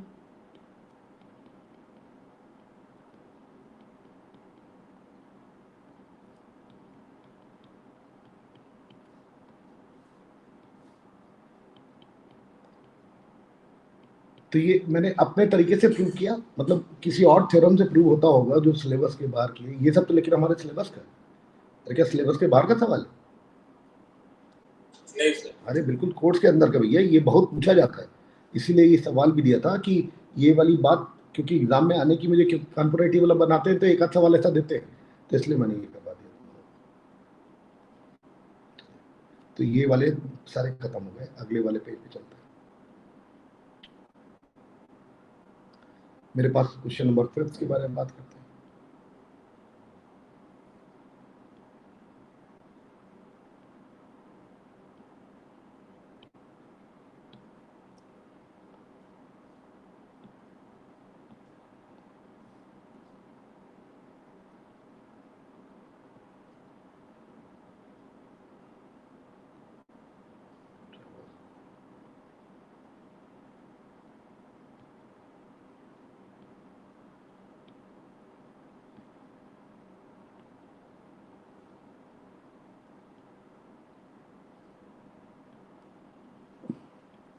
अब देखो एक डिफरेंशियल इक्वेशन जैसे लिखी हुई है dy/dx this is equal to 1/y² root x plus, ठीक है। अच्छा ये dy/dx की वैल्यू तुम लोगों को दिख रही है हमेशा पॉजिटिव है, इसका मतलब जो y बराबर fx मेरे पास कर्व होगा वो इंक्रीजिंग ही होगा क्योंकि स्लोप की वैल्यू मेरे पास पॉजिटिव आ रही है, और y अगर इंक्रीज कर रहा है और f0 की वैल्यू मेरे पास 1 के बराबर है तो निश्चित बात है यहाँ पर जो नंबर मेरे पास रखा जाने वाला है वो मिनिमम नंबर 1 होने वाला है, उसके बाद नंबर बड़ा होता चला जाएगा तो क्वांटिटी छोटी होती चली जाएगी। इसका मतलब अगर मैं ऐसे लिखूं ये और इसका कंपैरिजन करूं तो कौन सी क्वांटिटी बड़ी होने वाली है?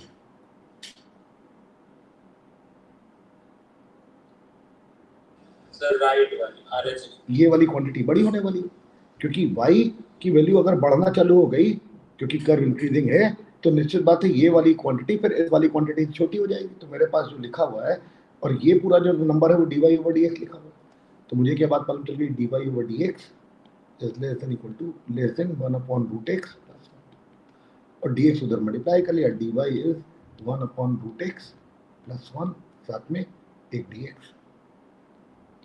इंटीग्रेट कर दिया जाए और इंटीग्रल कहाँ से कहाँ तक किया जाए 0 से लेके x, यहाँ पर y dx और यहाँ पर भी 0 से x और अंदर वाले को t लिख लेते हैं। इंटीग्रल सॉल्व करो, इधर से मेरे पास क्या आ जाएगा y आ जाएगा क्योंकि ये fx लिखा हुआ है ना मेरे पास, ये मैंने कुछ गलत लिख दिया था, ये मेरे पास dy लिखा हुआ,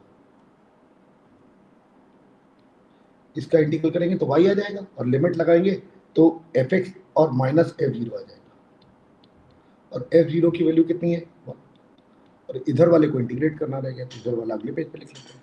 मेरे पास कितना आ गया fx minus 1 this is less then integral 0 to x और साथ में मेरे पास कितना लिखा हुआ है 1/√x।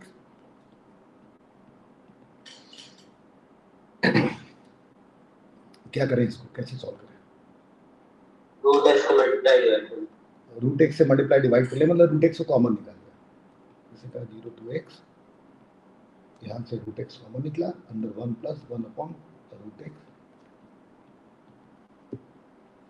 अब क्या किया जाए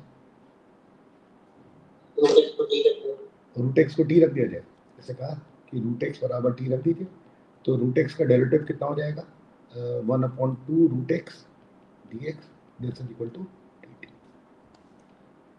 मेरे पास अभी लिमिट हटा देते हैं, मेरे पास इंटीग्रल में रूट एक्स की जगह टी रख दिया गया और 1/√, एक 2 नीचे चाहिए एक 2 ऊपर चाहिए, ऊपर वाला 2 तो कांस्टेंट बाहर निकल आया और नीचे मेरे पास कितना आ गया 1/1 प्लस 1/t साथ में dx की जगह dt। लिमिट अभी हटा दी बाद में लगा देंगे। ये जो भी लिखा हुआ है ऊपर चला गया t नीचे आ गया 1 + t, एक 1 जोड़ दिया एक 1 सब्ट्रैक्ट किया अलग अलग कर दिया, एक आ जाएगा मेरे पास 1 dt और दूसरा मेरे पास आ जाएगा ln 1 + t c भी नहीं अभी लिमिट नहीं लगा रहे हैं क्योंकि तो लिमिट लगा देंगे fx माइनस पहले से मेरे पास t आ जाएगा तो मेरे पास आ गया fx माइनस 1 इधर आ गया 2 यहाँ से आया t की वैल्यू किसके बराबर रूट एक्स के बराबर, रूट एक्स में लिमिट लगानी है कहाँ से कहाँ तक 0 to x। फिर मेरे पास कितना लिखा हुआ है माइनस का 2 और साथ में मेरे पास रूट एक्स यहाँ पर भी आ जाएगा तो मॉड भी हट जाएगा 1 प्लस रूट एक्स आ गया और लिमिट कहाँ से कहाँ तक 0 से लिमिट लगा दीजिए मेरे पास कितना आ जाएगा fx माइनस 1 और यहाँ पर आ गया 2√x, 0 रखने पर 0 हो जाएगा माइनस 0 रखने पर ये फिर 0 हो जाएगा माइनस का 2 ln 1 प्लस सब कुछ एक तरफ ले आते हैं तो fx plus 2 ln 1 plus root x minus 2√x minus 1 this is always less than 0। अगर ये वाली क्वांटिटी लेस देन 0 है तो निश्चित बात है बराबर 0 का कोई सोल्यूशन नहीं मिलेगा। तो क्या खत्म हो गया सवाल? yes sir तो इस पूरी इक्वेशन का does not have any solution for x is greater then. Actually ये जो सवाल है ये मैं तुमको बताऊं कि एक ऐसा सवाल था जो कि कभी आईआईटी में आया है। आईआईटी में आया है कि नहीं आया मुझे याद नहीं आ रहा है, मैं लिख दे रहा हूँ। वो इस तरीके का सवाल था, dy over dx this is equal to 1 upon x square plus y square. और मेरे पास क्या दे रखा था, f0 की वैल्यू 1 दे रखी थी या क्या दे रखी थी याद नहीं आ रहा, 1। ठीक है, और मुझे दिखाना था कुछ कि for x is greater then 0 ये जो भी कर्व बनने वाला है वो कैसा होने वाला है, y की value is less than pi by 4 minus, तो कुछ ऐसी थी यार, मुझे एग्जैक्टली याद नहीं आ रहा है, हम लोग निकाल लेते हैं। तो आइडिया वही इस्तेमाल किया जाने वाला है, dy over dx पॉजिटिव है मतलब मेरे पास डिनोमिनेटर बड़ा होता चला जाएगा, डिनोमिनेटर बड़ा होता चला जाएगा, इसका मतलब क्या हुआ कि x square plus y square की वैल्यू हमेशा कैसी होने वाली है, is less than 1 upon x square plus 1। ये मेरे पास dy over dx है। तो dy over dx is less than 1 upon 1 plus x square हो गया, dx उधर मल्टीप्लाई कर दिया तो dy is less then dx divided by 1 plus x square हो गया। और ये 1 पर वैल्यू मेरे ख्याल से 1 थी, 1 पर वैल्यू होगी। और इसको उठा के मैंने इंटीग्रेट कर दिया 1 से लेके कहाँ तक, x तक, और यहाँ पर भी 1 से x तक, और यहाँ पर मेरे पास कितना आ जाएगा y, तो fx माइनस f1 की वैल्यू शायद 0 दे रखी थी, पता नहीं जो भी दे रखी थी, अभी 1 ही लिख लेते हैं। और इधर कितना आ जाएगा 10 इनवर्स x, और साथ में 1 से x, और ये भी मैंने लिख लिया 10 इनवर्स x। अगर मैं 1 से इन्फिनिटी तक करूं तो ये और बड़ा हो जाएगा, और इसमें लिमिट लगा दूँ तो fx माइनस 1, इधर कितना आ जाएगा 10 इनवर्स, 10 इन्फिनिटी मेरे पास कितना हो जाएगा pi by 2 minus pi by 4, और तो fx हर हालत में कैसा आ गया 1 प्लस पाई बाय 4 से छोटा। ये रिजल्ट मुझे कुछ हल्का सा याद आ रहा था, फिर क्या खत्म हो गया ना सवाल। तो इसमें fx हर हालत में इस नंबर से छोटा होगा ऐसा प्रूव कर लिया, और मैंने यहाँ पर ये पूछ लिया कि यार ये जो पूरा टर्म लिखा है लेस देन 0 है तो कभी 0 के बराबर ही नहीं हो पाएगा, अगर x 0 से बड़ा है तो तभी ये अलग तरीके से बात पूछ ली गई, वो अलग तरीके से बात पूछ ली गई। तो क्या खत्म हो गया ना सवाल। Hello hello, yes sir, yes sir. इस सवाल के बारे में बात करते हुए बढ़िया सा सवाल है।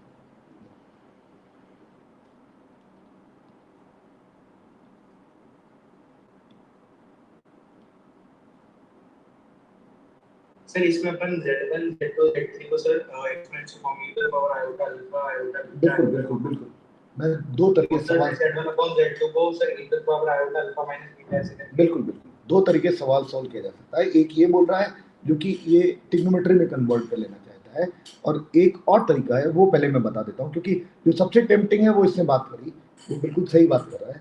और सवाल पहले मैं यहाँ पर पेश कर दूँ।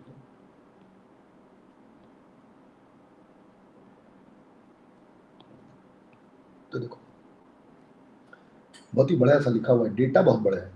मेरे पास लिखा हुआ है z1 upon z2 plus z2 upon z3 plus z3 upon z1, और इन सब से मुझे मालूम है कि z1 conjugate this is equal to 1, z2 conjugate this is equal to 1, और z3 conjugate this is equal to 1। अब देखो ये जो लिखा हुआ है नीचे z2, क्या इस z2 को इस वाले से मैं लिख सकता हूँ z2 conjugate is equal to 1 upon z2, तो 1 अपॉन z2 जो लिखा हुआ है 1 अपॉन z2 जो लिखा हुआ है इसकी जगह मैं z2 कॉन्जुगेट लिख सकता हूँ, z2 conjugate into z1 plus यहाँ पर कितना आ जाएगा z3 conjugate into z2 plus यहाँ पर कितना आ जाएगा z1 conjugate into z3 this is equal to 1। क्या यहाँ तक बात समझ में आ रही है सारे लोगों को? Yes sir. और ये जो भी स्टेटमेंट लिखा हुआ है इसमें दोनों तरफ का कॉन्जुगेट ले लिया जाए तब भी बात वैलिड रहेगी। एक कॉम्प्लेक्स इक्वेशन लिखी हुई है तो उसका कॉन्जुगेट ले लिया, कॉन्जुगेट ले लिया, और अगर कॉन्जुगेट लिया तो मेरे पास कितना आ जाएगा z2 into z1 conjugate plus z3 into z2 conjugate plus z1 into z3 conjugate, जैसे एक मिनट रुको, तो ऐसा लिख लिया। और ये जो z1 कॉन्जुगेट मेरे पास लिखा हुआ है उसकी वैल्यू मैं क्या लिख सकता हूँ 1 अपॉन z, तो ये आ गया z2 upon z1 plus Z3 upon Z2 plus Z1 upon Z3 and this is equal to 1। मतलब ऑब्जेक्टिव सवाल आएगा वो ये दे देंगे और एक ऑप्शन ये लिखा होगा कि ये वाला ऑप्शन सही है कि नहीं। अरे क्या देख पा रहे हैं ना सर लोग? सर साइक्लिक सिमेट्री है ना? हाँ साइक्लिक सिमेट्री बिल्कुल। तो ये जो स्टेटमेंट मेरे पास आ गया ये बहुत कमाल का स्टेटमेंट हो गया। अब बहुत ध्यान से देखो, मैंने कहा कि मेरे पास एक नंबर है Z1 अपॉन Z2, एक नंबर है मेरे पास Z2 अपॉन Z3 और एक नंबर है मेरे पास Z3 अपॉन Z1। तो क्या देख पा रहे हैं सर लोग? इन तीनों नंबरों का सम अगर लिखा जाए तो आ रहा है 1, इन तीनों नंबरों का प्रोडक्ट किया जाए और वो कितना आ रहा है? वो भी 1। फिर क्या देख पा रहे हैं सर लोग? Yes sir. और इन तीनों में sum of the roots taking 2 at a time और वो भी 1 है। देखो इन दोनों का मल्टीप्लिकेशन करो तो Z1 अपॉन Z3 आ जाएगा, Z1 अपॉन Z3 ये लिखा है। इन दोनों का प्रोडक्ट करो तो ये मेरे पास Z2 अपॉन Z1 आ जाएगा, ये आ जाएगा। और देखो इन दोनों का प्रोडक्ट करो तो मेरे पास क्या आ जाएगा? Z1 कट जाएगा, Z3 अपॉन Z2 यही वाला नंबर आ जाएगा। तो sum of the roots is also 1। इसका मतलब क्या हुआ कि ये जो 3 नंबर मेरे पास कंसीडर हम लोगों ने किए, ओमेगा ना अभी रुक जाओ, अभी जल्दी रुक जाओ। ये जो 3 नंबर हम लोगों ने कंसीडर किए, एक मेरे पास क्या है Z1 अपॉन Z2, एक मेरे पास है Z2 अपॉन Z3 और एक मेरे पास है Z3 अपॉन Z1। ये तीनों रूट्स हो गए एक क्यूबिक के, और उस क्यूबिक, कौन से क्यूबिक के? Z3। Sum of the roots is 1,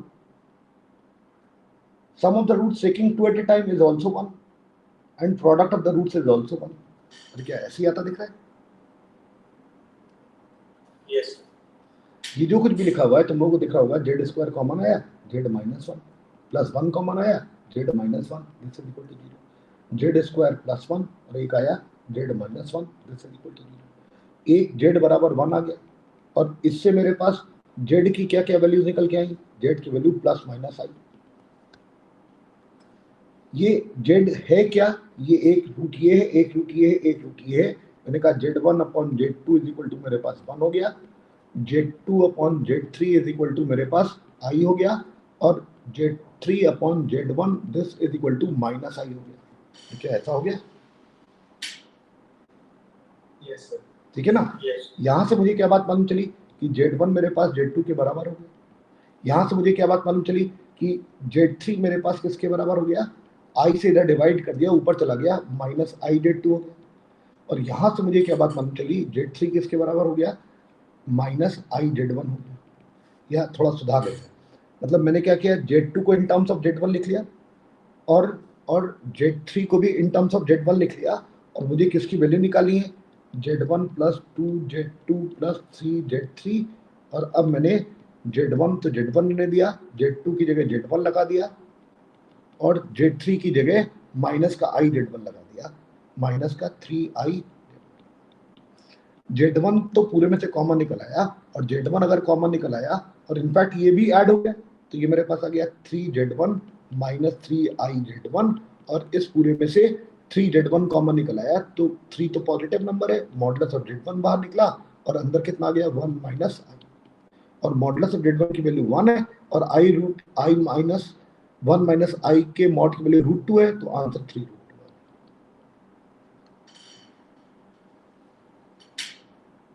क्या खत्म होता दिख रहा है? बहुत ही खूबसूरत सवाल लिखा, मतलब उसको किया भी बड़ी खूबसूरती से किया गया है। एक और बात, अगर मेरे पास इस सवाल में यहां पर 0 कर दिया जाता तो क्या होता?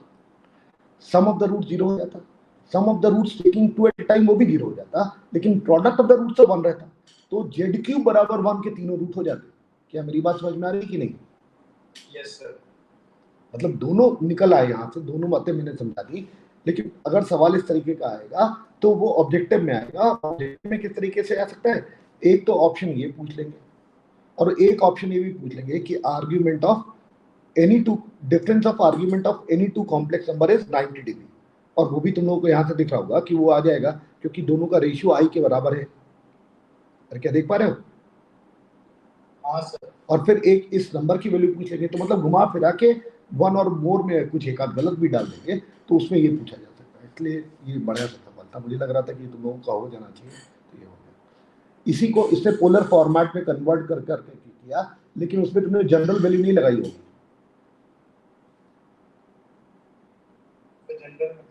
मतलब तुम्हारे पास इक्वेशन आ गई होगी ना, cos θ1 minus θ2 plus cos θ2 minus θ3 plus cos θ3 minus θ1 equal to 1, और sin θ1 minus θ2 plus sin θ2 minus θ3 plus sin θ3 minus θ1 equal to sir मैंने क्या किया था, उसको नेट में स्पीड खींच के लिया है, जिस तरीके से आपने किया है। फिर से बोलो सर मैंने शुरू से क्या बोलते हैं एक्सपोनेंशियल फॉर्म से ट्रिग्नोमेट्री में लेके जाने का था, बट वो मेथड आपके वाला ही निकला, अभी आपने जो किया ना उसमें ही निकला है। अच्छा उसी में चले गए थे, ठीक। हाँ मतलब इसको ऐसे जो जनरल तरीका है जो अटेम्प्ट करने का वो भी मैं कर देता हूँ, और वो इस तरीके का है। सब यूनी मॉडुलस है, तो Z1 मैंने कॉम्प्लेक्स नंबर लिया जिसको लिखा e की पावर i θ1, Z2 को मैंने लिखा e की पावर i θ2, और Z3 को मैंने लिखा e की पावर i θ3, और मेरे पास जो लिखा हुआ वो Z1 upon Z2 plus Z2 upon Z3 plus Z1 upon Z3 and this is equal to Z3 upon Z1 हो गया, Z3 upon Z1 and this is equal to 1। और सबकी अगर वैल्यू डालोगे तो तुम्हारे पास कितना आ जाएगा, देखो e की power i θ1 minus θ2 plus e की power i θ2 minus θ3 plus e की power i θ3 minus θ1 and this is equal to. और इसका रियल पार्ट इधर से कंपेयर करोगे और इमेजिनरी पार्ट इधर से कंपेयर करोगे तो तुम्हारे पास क्या आ जाएगा, cos θ1 minus θ2 plus cos θ2 minus θ3 plus cos θ3 minus θ1 and this is equal to 1। और फिर एक और इक्वेशन आ जाएगी sin θ1 minus θ2 plus sin θ2 minus θ3 plus sin θ3 minus θ1 this is equal to 0। और फिर फॉर्मूला लगाओगे इसमें फिर ये वाला term common half angle break करके कॉमन निकालोगे, फिर इसमें फॉर्मूला लगाओगे, इसको हाफ एंगल ब्रेक करके कॉमन निकालोगे, फिर दोनों इक्वेशन साइमल्टेनियसली सॉल्व करोगे। तो क्या मेरी बात समझ में आ गई? Yes sir. तो इससे मेरे पास θ1 θ2 θ3 के बारे में मालूम चलेगा, और जब वो यहाँ लगाओगे तब तुमको Z1 और Z2 और Z2 और Z3 के बीच में रिलेशन निकल जाएगा, और वही वाला रिलेशन निकल के आ जाएगा। तो एक रास्ता ये भी अटेम्प्ट करने का, ज्योमेट्री से नहीं मुझे समझ में आ रहा था कैसे होगा, ज्योमेट्री से कैसे होगा, क्यों होगा, होना भी चाहिए कि नहीं होना चाहिए। यूनी मॉडुलस कॉम्प्लेक्स नंबर है, Z1 अपॉन Z2 करोगे तो क्या होगा, डिवाइड कर रहे हो तो एंगल रिड्यूस हो जाएगा, जो कॉम्प्लेक्स नंबर होगा लेंथ मतलब कुछ नहीं होगा, ज्योमेट्री से कुछ नहीं होगा। सर उसको कोऑर्डिनेट में बदल के यही करना पड़ेगा। हाँ यही करना पड़ेगा, मतलब अगर ज़्यादा कोऑर्डिनेट बदला तो बहुत ही कॉम्प्लिकेटेड हो जाएगा। अगर तुम सर्किल की क्वेश्चन लेके फिर 3 पॉइंट्स लेके करना चालू करोगे तो ये सब अलजेब्राइक कैलकुलस में फंस जाएगा बुरी तरीके से, तुम समझ रहे हो ना मोटू? तो फिर ना कर पाओगे, ये बिल्कुल ठीक तरीका है। आगे बढ़ते हैं, 7th के बारे में बात करते हैं। ये मुझे पेपर का सबसे इजी क्वेश्चन है। क्या किया तुमने इसमें बताओ? सर इसमें cos 2 थीटा बढ़िया।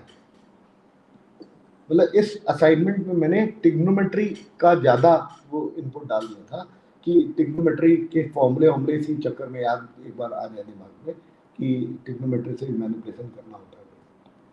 सर ट्रिग्नोमेट्री बहुत जगह यूज भी हो जाती है। हाँ हो जाती है, तो मतलब इस असाइनमेंट में तुमको देख रहा होगा बहुत सारे सवाल है जिसमें ट्रिग्नोमेट्री लग जाती है। इस तरीके से देखो, इसमें ट्रिग्नोमेट्री लग रही है, इसमें ट्रिग्नोमेट्री लग रही है, फिर उधर वाले में भी हम लोगों ने कुछ जगह ट्रिग्नोमेट्री लगा ली है। ये सब ट्रिग्नोमेट्री लिखी हुई है, ये सब ट्रिग्नोमेट्री के फॉर्मूले लग रहे हैं। तो मतलब कुछ सवालों में 4 सवाल तो ऐसे हैं जिसमें ट्रिग्नोमेट्री लग रही है।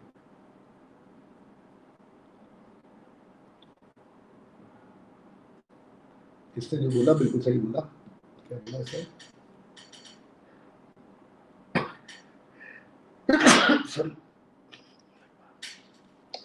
सर वजन को टेक्सी क्वेश्चन साइंस पर थीटा आंसर। एक साइंस का थीटा नहीं, cos 2 थीटा रखो, ठीक है सर, है ना, cos 2 तक ये भी खत्म हो जाएगा, ये भी खत्म हो जाएगा, और ये अंडर रूट भी खत्म हो जाएगा। और ये इंटरवल 0 से इसका दे भी रखा है, तो इसका एडवांटेज भी दिख रहा है कि भाई ट्रिग्नोमेट्रिकल सब्स्टिट्यूशन हो सकता है। तो मेरे पास 5 तो ऐसे ही रहेगा, अंडर रूट के अंदर 1 माइनस कॉस 2 थीटा आ जाएगा, प्लस अंडर रूट के अंदर 1 प्लस कॉस 2 थीटा आ जाएगा। This is equal to 6 cos 2 theta plus 8 under root के अंदर 1 माइनस कॉस स्क्वायर 2 थीटा।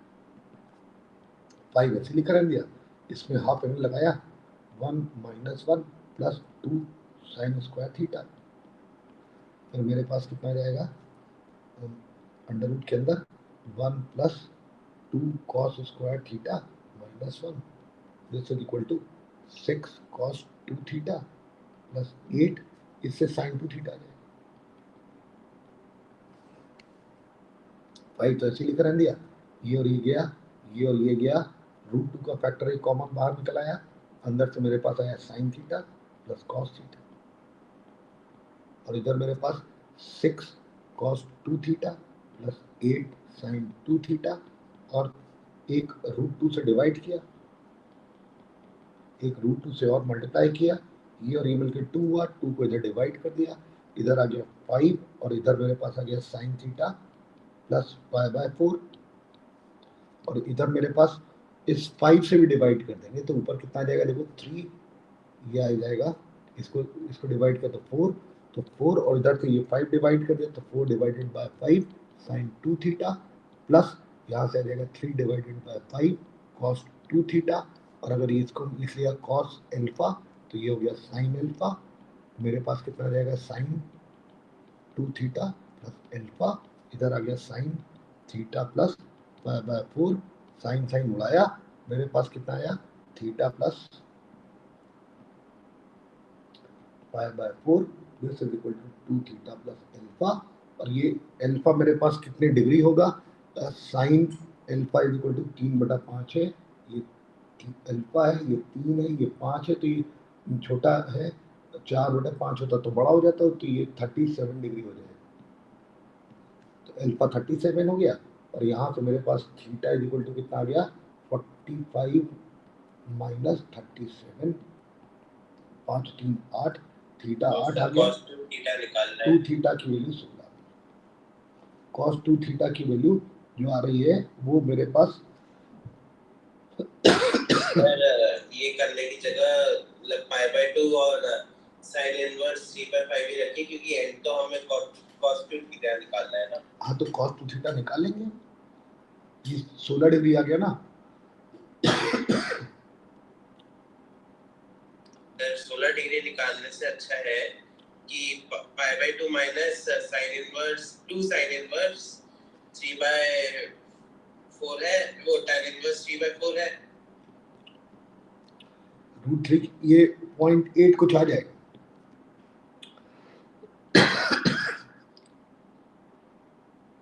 ये 24/25 आएगा। क्या बोलो बोलो, एक मिनट फिर से बोलो। सर मतलब जो theta plus π/4 equals to theta plus sin inverse 3/5 है। हाँ, सर तो अब 2 थीटा को लिखिए π/2 माइनस 2 sin इनवर्स 3/5। 2 थीटा को क्या लिखें, अच्छा 2 थीटा की वैल्यू निकाल ले, हाँ सर 2 थीटा को π/2 माइनस 2 sin इनवर्स 3/5 लिखिए पहले। 2 थीटा को लिखें π/2 माइनस 2 sin इनवर्स 3/5। अरे ये क्या किया तुमने, सर मैंने सर थीटा को π/4 माइनस sin इनवर्स 3/5 है, उसको अभी तो 2 पहले से मल्टीप्लाई थीटा की करना। वैल्यू तो निकलवा यार। नहीं सर, अबे हमें देखो, cos 2 थीटा निकालना है ना। हाँ तो सर अब इसका cos निकालेंगे तो sin of 2 sin इनवर्स 3/5 होगा। अरे यहाँ से ये आ गया, आप बताओ, अब सर cos 2 थीटा निकालेंगे तो वो sin of 2 sin इनवर्स 3/5 आएगा। Sine of 2 sin inverse 3/5। 2 sine inverse 3/5 आया, अब सर ये 2 into 3 into 4/25 हुआ। ये कितना हुआ 2 इंटू 3 into 4 upon 25. ये कैसे लिखा तुमने? Sir, sin theta Sin- plus cos theta, 2 sin theta cos theta हुआ ना, 2 sin theta, अच्छा sin ठीक 2 theta. ठीक है ठीक। और इसको सिंप्लीफाई कर लो तो कितना आ जाएगा जानते हो? 24/25। 24/8. और इसकी वैल्यू कितनी आ जाएगी? Sir, 0.96. और ये सेटिस्फाई कर गया Sir, 96. 96। अरे किसी ने एग्जैक्टली यही लिख के भेजा था मुझे। यस सर, मैंने भी किया। तुमने कैसे किया था? सर मैंने तो मतलब वैल्यूज पुट करके देखा, फिर थोड़ा जैसे रेंज को शॉर्टर करने के लिए मैंने सर मीन वैल्यू थोड़ा लगाई। अरे गजब, बताओ क्या लगाया तुमने यार।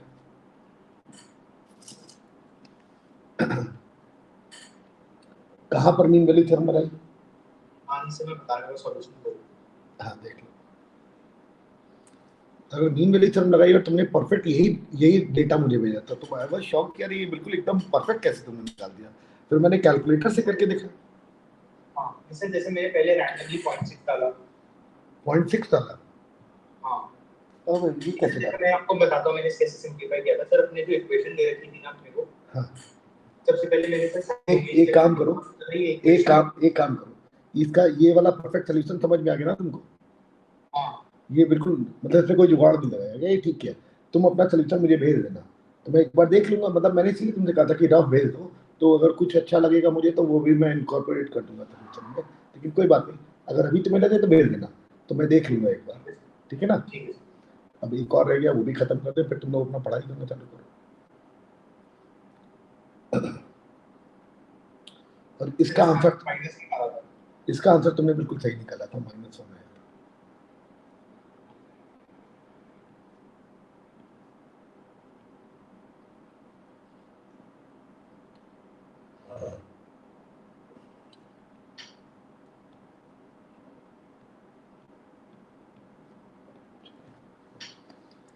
ये जो टर्म लिखा हुआ है ये ऑलरेडी मैं कभी किसी सवाल में क्लास में यूज कर चुका हूँ।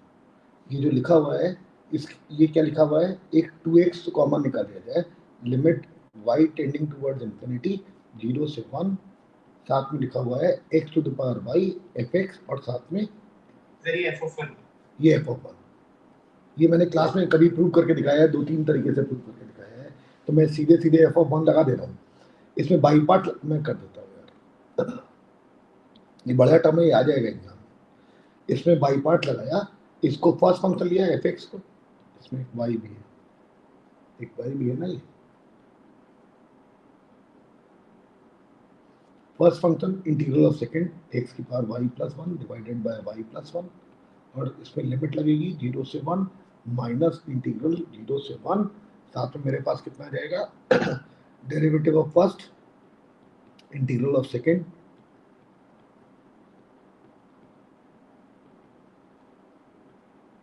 और ये y प्लस 1 तो पूरे में से बाहर निकल के आ जाएगा, और मेरे पास आ जाएगा 2x limit y tending towards infinity y divided by y plus 1, और अंदर कितना आ जाएगा, y से तो लिमिट का कोई लेना नहीं, अब लिमिट लगा देंगे तो मेरे पास एक आ जाएगा f1, और साथ में 1 इसमें रखोगे तो ये 1 आ जाएगा, और जब 0 रखोगे तो 0 हो जाएगा, तो सिर्फ f1 बचेगा, माइनस ये जो टर्म लिखा हुआ y प्लस 1 तो निकल गया, तो 0 से 1, और साथ में x to the power y plus. अब अगर लिमिट निकालेंगे तो इस पे तो लिमिट का फर्क पड़ेगा नहीं, इससे वैल्यू 1 आ जाएगी, और जब इसमें लिमिट लगाओगे तो ये फ्रैक्शन है 0 से 1 के बीच में, और फ्रैक्शन की पावर इन्फिनिटी जाएगा तो ये वाला नंबर 0 चला जाएगा, तो ये पूरा इंटीग्रल 0 हो जाएगा। तो मेरे पास कितना गया 2x, इस लिमिट की वैल्यू 1 और साथ में बचा है 1, तो इसको याद है, ये बड़ा है, ये याद कर लेता है सब चीजें, बड़ा अच्छा। इस लिमिट की वैल्यू f1 के बराबर आ गई। ये बाहर एक 2x लिखा हुआ है, अब जो सवाल लिखा हुआ है अगले पेज पे लिख लेते हैं। मेरे पास लिखा हुआ है 1 प्लस 1 2x, साथ में लिखा हुआ है ft dt, और साथ में मेरे पास लिखा हुआ है fx माइनस एक्स स्क्वायर, और दूसरी तरफ मेरे पास कितना आ गया 2x, और साथ में f1। अगर मैं x बराबर 1 रख दूं तो क्या होगा, ये इंटीग्रल 0, यहाँ पर आ जाएगा f1, इससे आएगा 1, ये 1 और ये 1 कट जाएगा, दूसरी तरफ आ जाएगा 2f1, सिंप्लीफाई करोगे तो f1 बराबर ये वाला टर्म गायब हो गया। बचा मेरे पास 1 प्लस 1 से x ft dt plus fx minus x square this is equal to 0, और डिफरेंशिएट कर दो लेबनीज़ थ्योरम लगा के।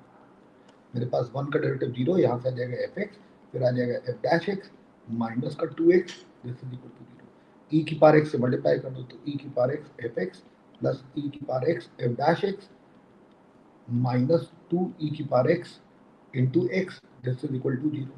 ये जो मेरे पास टर्म्स लिखे हुए मर्ज हो जाएंगे, e की पावर x साथ में क्या आ जाएगा fx, और साथ में आ जाएगा d, और साथ में आ जाएगा 2 e की power x into x dx and this is equal to 0। Integrate करेंगे तो ये आ जाएगा e की power x fx minus 2 e की पावर x, और साथ में x लिखा हुआ है, 1 जोड़ो 1 सब्ट्रैक्ट करो dx लिखो and this is equal to some constant of integral आ जाएगा। ये लिखा हुआ e की पावर x fx माइनस 2, पहले दोनों का इंटीग्रल करोगे तो e की पावर x इंटू x आ जाएगा, माइनस 2 तो इसके साथ भी है, माइनस 2 इसके साथ भी जाएगा, माइनस माइनस प्लस हो जाएगा, 2e की पावर x प्लस c आ जाएगा। ये जो कुछ भी लिखा हुआ है x बराबर 1 पर वैल्यू 0 के बराबर है, अगले पेज पे लगा देते हैं। f1 बराबर 0 है, मैंने x बराबर 1 पूरे में उठा के सब्स्टिट्यूट कर दिया ताकि c निकल के आ जाए, और 1 रखा तो मेरे पास कितना आ जाएगा, e की पावर 1 f1 माइनस 1 रखा तो ये मेरे पास कितना आ जाएगा, माइनस का 2e आ जाएगा, 1 रखा तो ये प्लस का 2 आ जाएगा, this is equal to c। ये और ये गया f0 0 के बराबर है तो यहाँ 0 रखा तो c बराबर 0 आ गया। c बराबर 0 आ गया तो मेरे पास कितना आ गया, e की पावर x fx, और साथ में मेरे पास आ गया माइनस 2 e की पावर x इंटू x, फिर मेरे पास कितना आ गया, प्लस का 2 e की पावर x, और c तो 0 आ चुका है, e की पावर x से डिवाइड कर दिया, fx is equal to fx minus 2x plus 2 this is equal to 0। fx मेरे पास निकल के आ गया 2x प्लस 2, पूछा गया 0 से 1 fx dx की वैल्यू बता दो, 0 से 1 2x plus 2 dx, 2x square divided by 2 plus 2x 0 से 1, 1 रखेंगे, सर वो माइनस 2, अच्छा गलत कर दिया, ये माइनस 2,